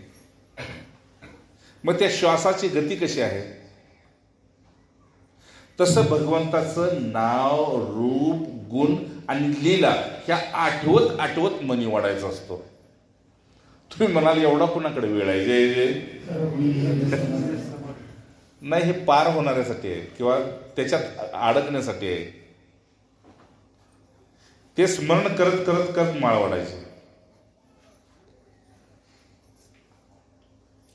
आणि तेवढा वेळ आपल्या भक्ताला मिळावा म्हणून भगवंताने षोडश मंत्र केला, हरे राम राम राम हरे हरे, हरे कृष्ण कृष्ण कृष्ण. ही एक मंत्र झाला.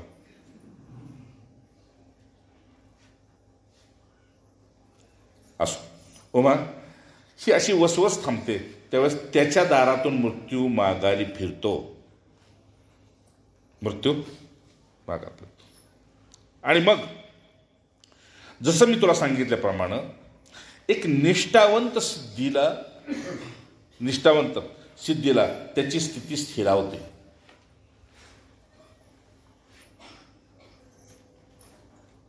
पुढे शास्त्र संत त्याच्या वाटेची महिमा गातात. समज, ज्या वाटेनं तो गेला त्याच्या वाटेची ती महिमा गात. आणि मग फक्त त्या वाटेनं चालणाऱ्यानं आपलं धैर्य सांभाळायचं आणि चालत राहायचं, बाकी काहीच करायचं नाही. आणि ती वाट म्हणजेच उमा, मी तुला सांगितलं, काशी ते कैलास, काशी ते कैलास. म्हणून काशीत निवास मी तुझ्यासाठी नव्हता केला, काशीत मी कारण तिची इच्छा होती की तुम्हाला प्रिय स्थान कुठलं असेल तर चला आपण तिथे जाऊया. भगवंत आले, पण पुन्हा सांगितलं की ते माझ्या भक्ताचा उद्धार करण्याचं एक विशेष मी स्थान निर्माण केलंय. स्थान तसं गुरूंच्या आश्रमात किंवा गुरूंच्या संगतीत, गुरूंच्या आपण साधनेत ज्यावेळेस आपण प्रवेश करतो ते काशीपेक्षा कमी नाही. आपला विश्वास कमी राहतो, म्हणून गुरु आणि भगवंतामध्ये आपण भेद करतो. तो भेद नष्ट करायला ज्या पुरुषांनी, त्यांनी गुरूंलाच देव केलं, देवालाच आपणच देव होय गुरु. मग अशा प्रकारचा जो पावित्र्य सांभाळतो त्याला शेवटी अनुभव जो येतो, वेदाने सांगितला तत्त्वमसि, म्हणजे तो तुम्हीच आहेस. म्हणून तुला उमा सांगतो, तुझ्यामध्ये आणि माझ्यामध्ये काडीचा फरक नाही. तू शिवस्वरूप म्हणून तू शिवी आहेस, अर्ध नारी नटेश्वर. मी मला कधीही पूर्ण समजत नाही, मी तुला घेऊनच पूर्ण समजतो. यावर तू विश्वास कर आणि आपल्या स्वरूप प्राप्तीमध्ये कमीत कमी स्वरूप प्राप्तीसाठी हे 4 महिने तरी घालव. त्यालाच म्हणते चातुर्मास. जय जय. सोमवारच्या दिवशी ही सांगितलेली घटना मी तुम्हाला सांगतो उमा, त्यालाच म्हणते चातुर्मास. आरंभ कर, अंत नक्की होईल. मग ते स्थान निवडलं, मानस सरोवराच्या वरची ईशान्यातली गुहा, आणि तिथे मग पार्वती माता समाधिस्थ व्हायला लागल्या चातुर्मासासाठी. का? आणि मग विवेकांती जो संयम असतो, तो संयम ज्यावेळेस ती आतमध्ये सेवेचं स्वरूप धारण करू लागला, तशी तशी शास्त्र ज्ञानाची इच्छा प्रकट करू लागली.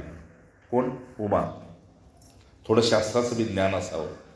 पण शास्त्र ज्ञानाची जशी इच्छा प्रकट करू लागले, तसा शिवजी समाधिस्थ असून सुद्धा शास्त्र ज्ञानाची महिमा तिच्यापर्यंत पोहोचवायची. पहा, चातुर्मासामध्ये अशाच प्रकारचं आपण जर करायला लागलो तर आपल्याला सुद्धा जास्ती काय शास्त्र वाचण्याची गरज नाही. जे शास्त्रात आहे ते आपल्या समोर प्रकट होत असतं. हे करायचं आणि हे नाही करायचं हे समोर प्रकट होत असतं. म्हणून भाद्रपद शुक्ल पक्षामध्ये चतुर्थी म्हणजे त्याला आपण काय म्हणतो, महाराष्ट्राचं जे आराध्य दैवत लागतं गणेश, ते दैवत गजाननची आपण स्थापना करतो, अर्थात ओंकाराची स्थापना करतो.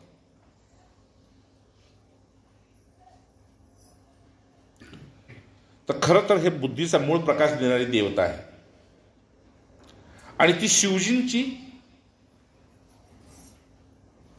नातेवाईक आहे. मग हे रहस्य काय आहे? तो आत्मा आणि ही बुद्धी. तेव्हा शिवजींनी उमाला सांगितलं, तुझ्या पोटी जो पुत्र गणेश जो आलेला आहे बरं का, ते मला एवढंच दाखवायचं होतं की स्वयंप्रकाश त्यातून एक तुमच्यातूनच शास्त्राची अपेक्षा न करता नुसत्या जपातून, ह्या ध्यानातून, ह्या अनुष्ठानातून तुमच्यातून जो एक प्रकट होतो तो दिव्य विवेक प्रकट होतो. आणि हा विवेक कमालीच्या देवतांना साह्य होतो. त्याला गणाधीश म्हणते. म्हणजे सर्व इंद्रियांना आपल्या सुखात ठेवण्यासाठी एक विवेकच साह्य होतो, बाकी कोणच साह्य होत नाही. जे नको ते तिथेच टाळतो आणि जे हवं ते अनासक्तीनं स्वीकारतो. हवं ते अनासक्तीनं स्वीकारतो. म्हणून उमा, संबंध फक्त प्रेमावर, ऐकताय ना, संबंध फक्त प्रेमावर, निस्वार्थीपणावर, निष्पापपणावर, निरपेक्षतेपणावर जर अवलंबून राहिला तर अहंकार आणि अभिमान किंवा गर्व आपली घरं सोडून जातो. आपल्या घरामध्ये त्याला करमत नाही. समजते ना? आपल्या घरामध्ये त्याला करमत नाही. ज्या घरामध्ये प्रेम आहे, ज्या घरामध्ये निस्वार्थीपणा आहे, ज्याच्यामध्ये निष्पापता आहे आणि ज्याच्यापाशी निरपेक्षता आहे, त्याच्यापाशी तो थांबायला अभिमान गर्व मागत नाही. ठीक आहे? म्हणून तिथं ढोंगाला जागा नाही. त्याला दंभ म्हटले त्यांनी, मी ढोंग सांगतोय. तिथे ढोंगाला जागा नाही. उमा, तुम्ही जप करताय तर जपच करणार.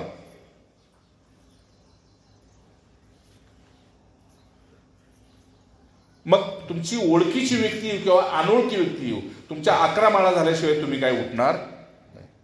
हा, बसावं. झाले 5 राहिलेत, बसा, लगेच येतो. नाहीतर गुरुदेवाने असं सांगितलं की म्हणले, जर आवडती व्यक्ती आली, आवडती व्यक्ती, तर माळा बंद करतो, आणि ना आवडती व्यक्ती आली तर माळा वाढवतो. दोन्ही ढोंगच आहे. जय जय गुरुदेवांचं वाक्य सांगतोय आणि आहेत आपल्याला अनुभव. असं म्हणून तुला मला सांगितलं की या निरपेक्षतेवर हे अवलंबून आहे की अहंकार, अभिमान आणि गर्व ढोंगासकट निघून जातील, म्हणजे त्या ढोंगालाही घेऊन जातील. हे ज्याच्या घरी, नंतर मी पुन्हा सांगतो, देवता आणि सिद्ध त्याच्या घरी भिक्षेसाठी उभे राहतील. देवता आणि सिद्ध त्याच्या दारी भिक्षेसाठी उभे राहतील. मग त्यांचं स्वरूप काही असेल. आणि जिथे गुरु तिथे शिष्य, जिथे देह तिथे मृत्यू. मागे सांगितलं होतं का? जिथे चंद्र तिथे चांदणी, जिथे सर्प तिथे बीड.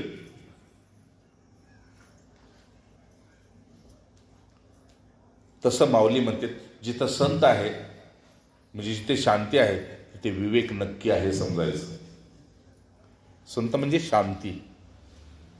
जिथे ज्या घरात शांती आहे त्या घरात नक्की विवेक आहे असं समज.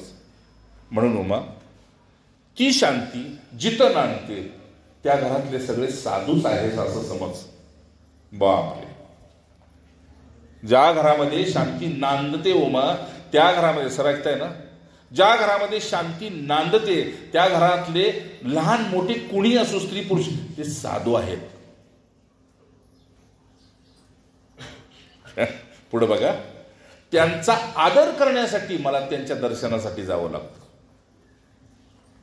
संतो ऐकतोय का? मला दर्शनासाठी जावं लागतं, दर्शन देण्यासाठी नाही, मला दर्शनासाठी. मग त्यातला गंध आपल्याला सांगतो की अरे असा असा सुगंध आला. म्हणून तुला सांगितलं, जिथं गरिबी आहे तिथे भुकेला ये म्हणावं लागत नाही. आज जिथं संत आहेत किंवा जिथं शांती आहे, जिथे विवेक आहे, तिथं मला या म्हणावं लागत नाही, मी स्वतःच येतो. किती छान ऐकताय ना तात्या? मी तुम्हाला खरं सांगतो, एक व्यक्ती गर्भश्रीमंत आमच्या घरी आली होती, आपल्या झोपडीत. लांबचे नाही ते, इथं नाहीत आले म्हणून सांगतो, सातारचे आहेत ते. त्यांची महिला म्हटली होती, मस्त आम्ही कोट्यात खेळतोय, लाकात खेळतोय, पण माणसात माणूस नाही आणि घरात काडीची शांती नाही. मी त्यांना उपाय सांगितले. मम्मी सांगताना माझ्यापाशी ते शांत झाल्या. उपाय सांगितले, त्यांना आवडले, पण करणं शक्य नसतं. का? तर प्रत्येकाचे अहंकार प्रत्येकाला आडवे पडते.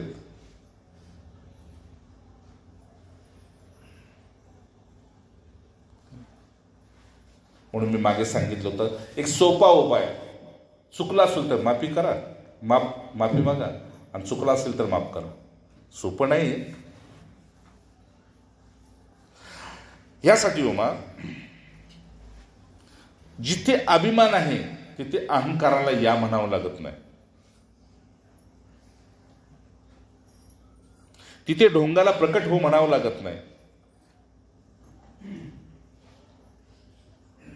म्हणून माझ्या भक्ताच्या दारात अशी गटर गंगा कधीही वाहत नसते, यावर तू विश्वास कर.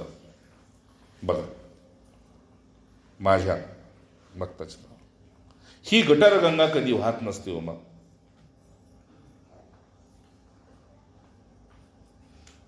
का? तर ते मला तुम्ही हो माता पिता तुम्ही समजतेत, म्हणून ते माझे पुत्र आहेत आणि पुत्री आहेत. आपण त्यांचे पुत्र पुत्री आहोत. ते माझे पुत्र आणि पुत्री आहेत म्हणून ते सद्गुणाला जन्माला घालतात. सद्गुणालाच जन्माला घालतात. आणि सद्गुणाला जन्माला घालण्यासाठी त्यांना वरवरचा सगुणातला बाप म्हणून मी सद्गुरू प्राप्त करून देतो. आलं का त्यांच्यावर? सगुणातला बाप म्हणून सद्गुरू त्यांना मी प्राप्त करून देतो. आणि त्या सद्गुरूचा आदर असा होतो की त्याचे गुण यांच्या अंगात जाऊन त्यांना सतशिष्याचं स्वरूप येतं. सतशिष्याचं. म्हणून सदाचार हा थोर. आपण मनाच्या श्लोकात म्हटलं, पण जर कोणी तुम्ही विचारा कोणाला सदाचार म्हणजे काय हो, सदाचार तर ते म्हणणार हे तिघन मी एक. सदा आम्ही चारच असतो, कुठं जाईल तिकडे. सदाचार म्हणजे दया, क्षमा, शांती आणि सेवा. आणि ही समर्थांच्या ठासून भरली होती, म्हणून आज ते कवी वाल्मिकी सारिका मान्य आहे. राम उमा, अशा सतशिष्याचा जन्म या सद्गुरूच्या पोटातून होतो. म्हणून बापूंनी सांगितलं, माझा एक मुलगा आहे, तो माझा नव्हे, तुम्ही सगळे माझे आहात आणि तुम्ही मला जवळचे यासाठी आहात. तो माझ्या शरीरातून उत्पन्न झालाय, तुम्ही माझ्या मुखातून उत्पन्न झालाय. गुरुमंत्र कुठून आलाय? मुखातून. गेलाय कुठे? कानात. मग जागा पवित्र कुठली? बिंबीच्या वरच्या सगळ्या जागा पवित्र आणि बिंबीच्या खालच्या सगळ्या जागा आपण अपवित्र शास्त्राप्रमाणे मानतो.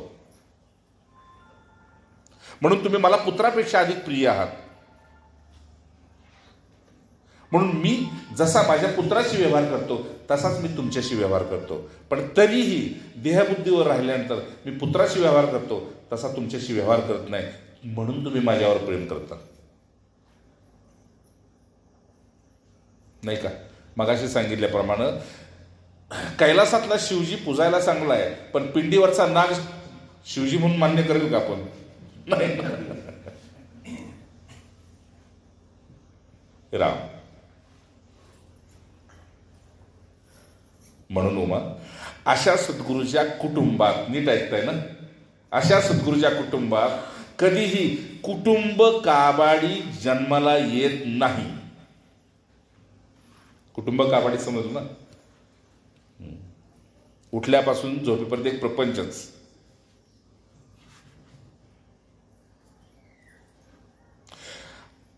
कुटुंब काबाडी जन्माला येत नाही. तर त्याच्या कुळामध्ये अशा व्यक्तीचा जन्म होतो ज्याला सत्यप्रिय आणि ज्याला धर्मप्रिय आहे. सत्य आणि धर्म. संत होते, चोखा मेळा नाव ऐकलं असं तुम्ही. भगवंतावर अशीच प्रीती होती. चातुर्मासाचाच काळ होता म्हणते. ऐका, चातुर्मासाचा काळ होता. भगवंतावर अनन्य प्रीती होते, अनन्य भक्त होते, संत संघ होता, उत्तम प्रकारची सेवा होती. एक दिवस बाजारातून जात असताना त्यांना विलायची कसली वेलची केळी असते त्या काळाची, वेलची केळी म्हणजे ती केळी त्यांना फार सुंदर अशी, एकदम अशी म्हणजे रसासून मनात भरली. त्यांना असं वाटलं की ही केळी घेऊन पांडुरंगाला अर्पण करावी. इच्छा निर्माण झाली. ऐकताय ना? ही केळी भगवंताला अर्पण करावी. विजय, ही केळी भगवंताला अर्पण करावी असं वाटलं. आणि हृदयामध्ये असं की फाटक्या धोत्रामध्ये कुठे आणा, एक आणा, अर्धा आणा, काय असेल काढला आणि त्या केळीवाल्याला दिला. शेतकऱ्याला म्हटलं ती केळी दे, मला भगवंताला द्यायची. केळी घेतली. भगवंताची अनन्यता.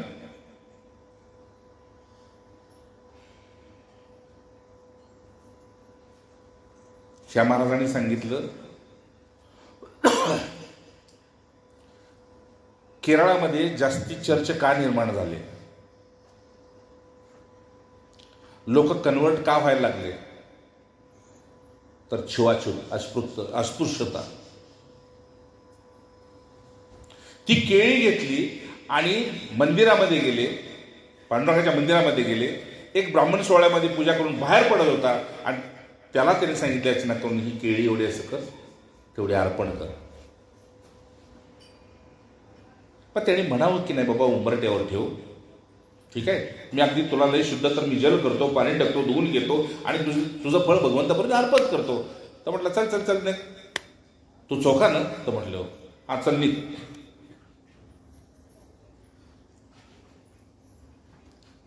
उलट आतल्या जलाने ती जागा शुद्ध करून घेतली.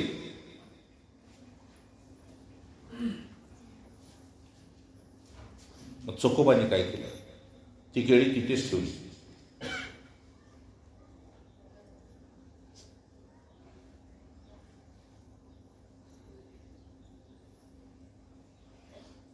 आणि निघून गेले. घरी गेले आणि पश्चाताप असा झाला की ती केळी मला आवडली, म्हणजे तुला हवी होती म्हणून मला आवडली. मला खायची होती म्हणून नव्हती, तुला ती चढवण्यासारखी आहे म्हणून मी ती केळी घेतली आणि तुला ती अर्पण केली. त्या केळीचा आवेर तू त्या ब्राह्मणाकडून का करून घेतलंस?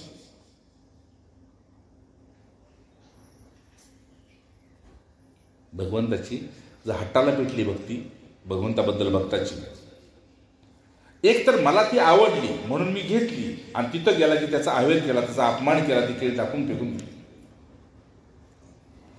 याने तिथेच ठेवली. घरी गेले आणि हट्टाला पेटले. काय अन्नच घेणार नाहीत, पाणीच घेणार नाहीत. इतके हट्टाला पेटले, इतके हट्टाला पेटले. शेवटी बघितलं की आता हा प्राण सोडेल. आता झालं असं महाराज. संध्याकाळी देवाऱ्याला कुलूप लागलं, देवळाला कुलूप लागलं आणि मोठी मोठी कुलपं घातली. चावी त्या ब्राह्मणाने घरी घेऊन गेली. बघतेत काय,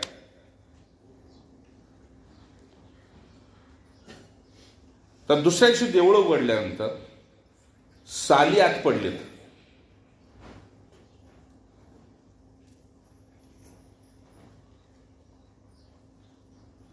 मग शेवटी संशय आला ब्राह्मणाला की मी ही साफ स्वच्छ पाकळणी करून गेलो होतो, ही साली इथं कशा पडलेली आहे. लक्षात आलं की ही केळी काल चोकोबा घेऊन आला होता.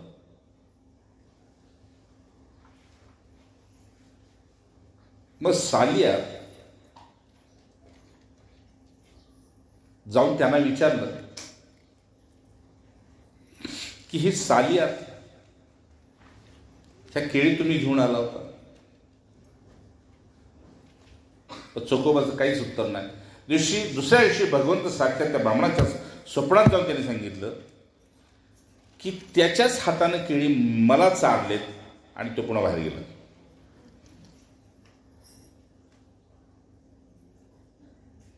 पुराणातल्या कथा आणखी भरपूर कथा आहेत त्याच्याबद्दल. सांगायचा अर्थ आहे भगवंताला इथं सांगायचं, इथं त्यासाठी मी थोडासा सिद्धांत सांगितलं तुम्हाला की भगवंत म्हणले ऋषी तुल्य त्याच्या कुटुंबामध्ये कमी कुटुंब काबाडी जन्माला येत नाही, कुटुंब काबाडी जन्माला येत नाही, म्हणजे प्रपंचासाठी जन्माला येत नाही, तर सत्य आणि धर्मासाठी जन्माला येतो. ठीक आहे, त्याला सत्य दाखवायचं होतं की भगवंताचा जेवढा मी लाडका आहे तेवढा कर्मकांड करणारा लाडका नाही. तू कर्मकांडाला मूल्य दिलंस, माझ्या प्रेमाला नाही. म्हणून असा जो एक भोळा भाबडा जो दिसणारा भगवंत शिवजी मध्ये भोळा भाबडा दिसणारा उमा जरी माझा भक्त असता तरी सुद्धा त्याची अनन्यता मला जेवढी प्रिय आहे तेवढी एका पंडिताची नाही. शब्द काय वापरलाय बघा, पंडित. म्हणून जरी ही तर पंडित सांडित गेले, पुढे ब्रह्म राक्षस होऊन ठेवले. हा अहंकार काय करतो तर पुन्हा पुन्हा जन्माला घालतो, नाही तर ब्रह्म राक्षस करून या मृत्यू लोकात बांधून ठेवतो. आणि त्यातून मुक्त करण्यासाठी कोणी सिद्ध पुरुष भेटला तसं सिद्धांच्यासारखे अनेक सिद्ध आहेत की आपल्याला सुद्धा समजा मला उद्या गर्व झाला की तुम्ही अज्ञानी, आता मीच एक ज्ञानी आहे, मग हो पुढे ब्रह्म राक्षस हो. तुझं ज्ञान आहे तर याला तार, तुझं दान आहे तर याला भूक भागव. उमा तुला हेच सांगायचं मला, सर्वज्ञता ज्याच्याकडे आहे असं ज्याला वाटलं तिथून त्याचं अज्ञान सुरू झालं, आणि समर्पण ज्याच्याकडे आहे तिथून त्याचं ज्ञान सुरू झालं. शिवजींची भाषा.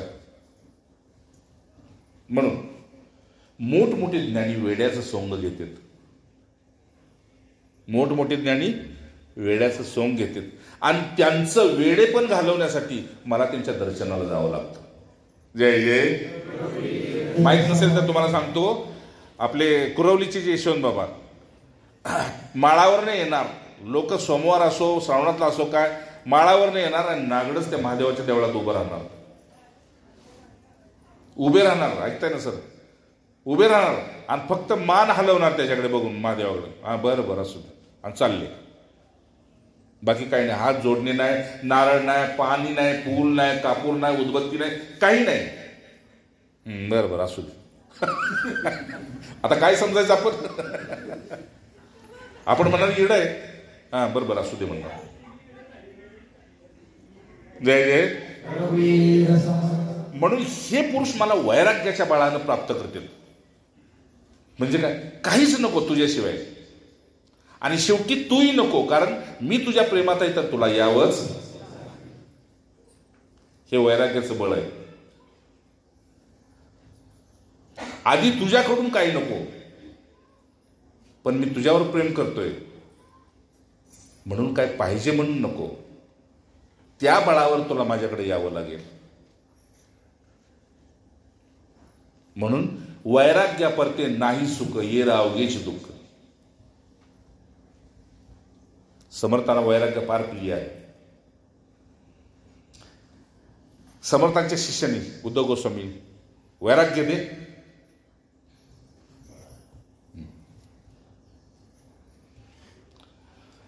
आपला मूळचा विषय काय होता तर या साधनेच्या द्वारा आपली आसक्ती आपल्या गुणांना द्वेषात निर्माण करते. तिथून बाहेर पडण्यासाठी हा चातुर्मास आहे.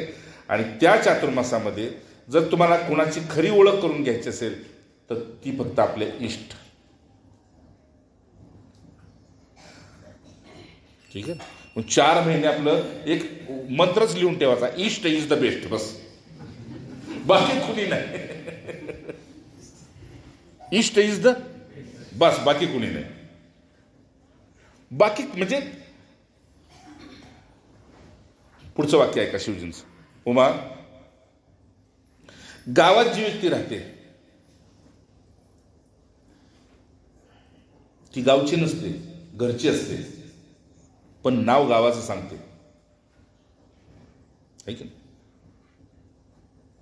नाव गावाचं सांगते. मग त्याला जसं नावाचं आणि गावाचं स्मरण आहे तसं मी तुला सांगतो, केवळ वैराग्याच्या बळावर त्या भक्ताला तुझं म्हणजे शक्तीचं आणि माझं हे अखंड स्मरण राहतं. म्हणून मगाशी सांगितलं मला महालक्ष्मी अष्टक, तुझं आणि माझं अखंड स्मरण राहतं. म्हणजे आपल्यात हे कर्तृत्व कुणामुळं आहे आणि शेवटी आपण कोण आहोत किंवा आपण कुणाचे आहोत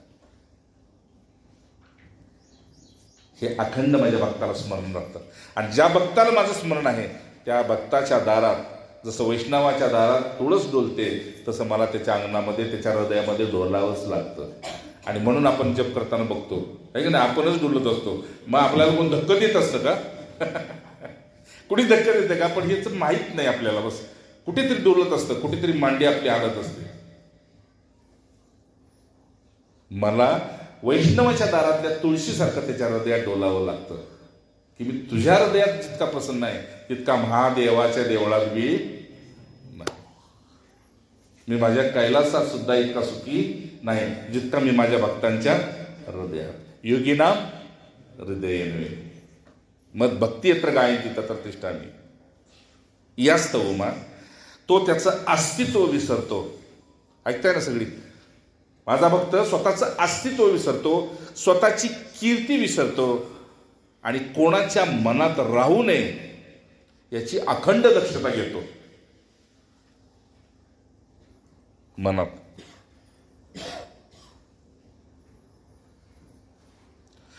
आणि हा अभ्यास उमा तू 4 महिने करून बघ. सांगते तर आपल्याला, म्हणते तू मला, पण सांगते तुम्हाला. उमा हा 4 महिने तू अभ्यास करून बघ. तुझ्या अंगामध्ये असा मुरेल की जसा कुठला सतत ज्वारी म्हणले, सतत ज्वारी जसं म्हणजे सकाळी आला की संध्याकाळी येतो, संध्याकाळी आला की पुन्हा सकाळी येतो, असा जो ताप येतो तशा प्रकारचा हा या अभ्यासानं तुला त्याची प्राप्ती होईल. एवढंच काय, हे स्वतःचं अस्तित्व तुझ्यामध्ये दक्षतेनं सतत अभ्यासासाठी उभे राहील. उमा हा पुण्य पर्व काळ याला चातुर्मास म्हणतो. जय जय रघुवीर अवधूत चिंतन श्री गुरुदेव नमः पार्वते पते हर हर महादेव. पुन्हा एकदा पहिला संवाद सांगतो ज्या संवादामुळे सुरुवात झाली होती. हे बघ, तुला एकदा जर आपल्यामधलं सौंदर्य आपल्याला कळलं तर आपण आरशाकडे बघतो, पण म्हातारपणामध्ये आपल्याला आरसा नकोसा वाटतो. तसं हे जग नकोसं वाटेल. तुझं जर माझ्यावर खरं प्रेम असेल तर तुला जग नकोसं वाटेल. उमा, म्हणून तू मानस सरोवरामध्ये माझी वाट बघतेस आणि मी कैलासामध्ये समाधिस्थ असतो. का? तर मला प्रेम नको आहे का? पण परीक्षेत तू अजून पूर्णत्व तुला प्राप्त झालेलं नाही. त्यासाठी हळूहळू तुझ्यातल्या, ऐकताय ना सगळी? 1 मिनिट ऐका, लगेच 5 मिनिटात संपूया. म्हणून यासाठी तू एवढंच कर, तुझ्यातल्या आशेचा त्याग कर. म्हणून आषाढामध्ये गुरुपौर्णिमा आषाढात आहे आणि सोमवारच्या दिवशीचा संवाद सांगतोय. म्हणून तू एवढंच कर उमा, तुझ्यातल्या आशेला आड करत जा, म्हणजे आशेचा निराश करत जा. नैराश्यम परम सुखम. आणि ज्यांना आशा राहिली नाही त्यांना ते रामतत्व प्राप्त झालं. नाव काय दिलं?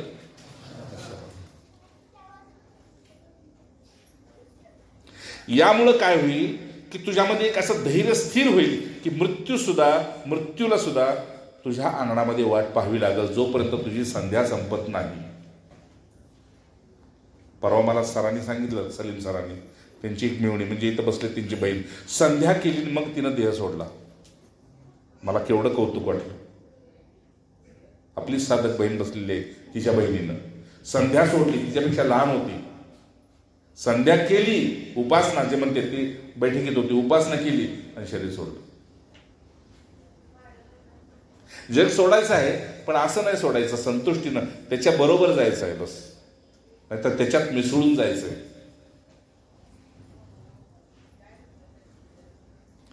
यामुळे तू कधीही कोणाचा द्वेष करणार नाहीस, म्हणजे त्याला असूया म्हणते. कधीच कोणाचा द्वेष करणार नाहीस. आणि तुझा जर कोणी द्वेष करत असेल तर यथेच्छ शुद्धता कर. त्याला जसं करायचं तसं भरावं लागेल. म्हणून त्याची पर्वा तू करू नकोस उमा. हा स्वभाव तुझा जो आहे तो धर्माचं आचरण करायला तुला भाग पाडेल आणि तू धर्माचा आत्मा होशील. क्षिप्रम भवती, सगळी वाक्य भगवंताचीच आहे ती. तू धर्माचा आत्मा होशील आणि आत्मा गेला तर शरीर काही कामाचं नसतं. उमा तसा तुझ्यातला धर्म गेला तर तूही माझ्या काही कामाची.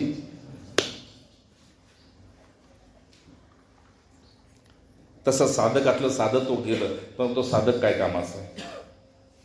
यास्तव तुला सांगतो, ह्याचं धर्माचं आचरण तुझ्यामध्ये मुरलं तर क्रोधाला तुझ्या घरात जागाच मिळणार नाही. मलाच तिथे जागा मिळेल. आणि जिथे क्रोध नाही तिथे कामाला जागा नाही. तुझ्या घरामध्ये निष्कामतेच्या ठिकाणी त्या कामाला शिरण्यासाठी त्यालाच लाज वाटेल, लज्जा वाटेल. आणि यामुळं काही न करता तुझ्यातला अभिमान असा निघून जाईल, तुझ्यातला अभिमान असा निघून जाईल जसं, वाक्य लक्षात ठेवा, तुझ्यातला अभिमान असा निघून जाईल जसं आषाढ महिन्यातले श्रावण महिन्यातले ढग निघून जाते आणि शरद ऋतूमध्ये आभाळ जसं निरभर राहतं तसं तुझं पवित्र अंतःकरण असं पाहून मला तुझ्यामध्ये पौर्णिमेच्या चंद्रासारखं, शरद पौर्णिमेच्या चंद्रासारखं तुझ्या हृदयामध्ये मला प्रकट व्हावं लागेल. तेच माझं पूर्णत्वाचं शिवस्वरूप आहे, तेच गुरु स्वरूप आहे. म्हणून उमा, हा चातुर्मासाच्या निमित्तानं तुला जो प्रसंग दिलेला आहे, 4 महिने तू त्याचा अभ्यास कर. सांगतेत कुणाला? आणि मी सांगतोय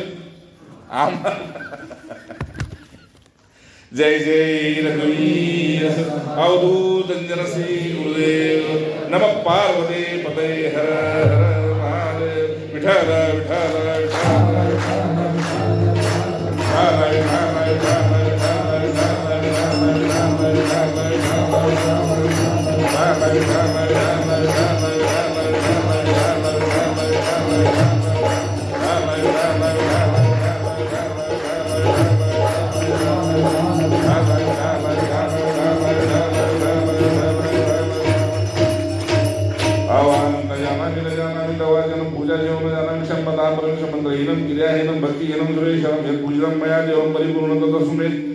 शरणम नासी तमे शरणम तस्मात् कारुण्यमय रक्ष रक्ष परमेश्वर रक्ष रक्ष परमेश्वर. गतं पापं गतं दुःखं गतं दारिद्र्यमेव च आदरासुखं पदं पुण्यमेव तव तदार्चनं तदर्शनात्. ओम यदक्षरं पदभ्रष्टं मन्त्राहीनं यद्भवेत् तत्सर्वं क्षम्यतां देव प्रसीद परमेश्वर. ओम अपराधसहस्राणि क्रियते मया दासेति मां मत्वा क्षमस्व परमेश. ओम भूर्भुवस्वः ओम स्वाहा. भगवते साम्ब सदाशिवाय शिवाय नमः. क्षमापानो पूर्वकं प्रार्थनापूर्वकं नमस्कारं समर्पयामि इति क्षमापणम्. ओम हरिया शरणं हरिया शरणं हरिया शरणं.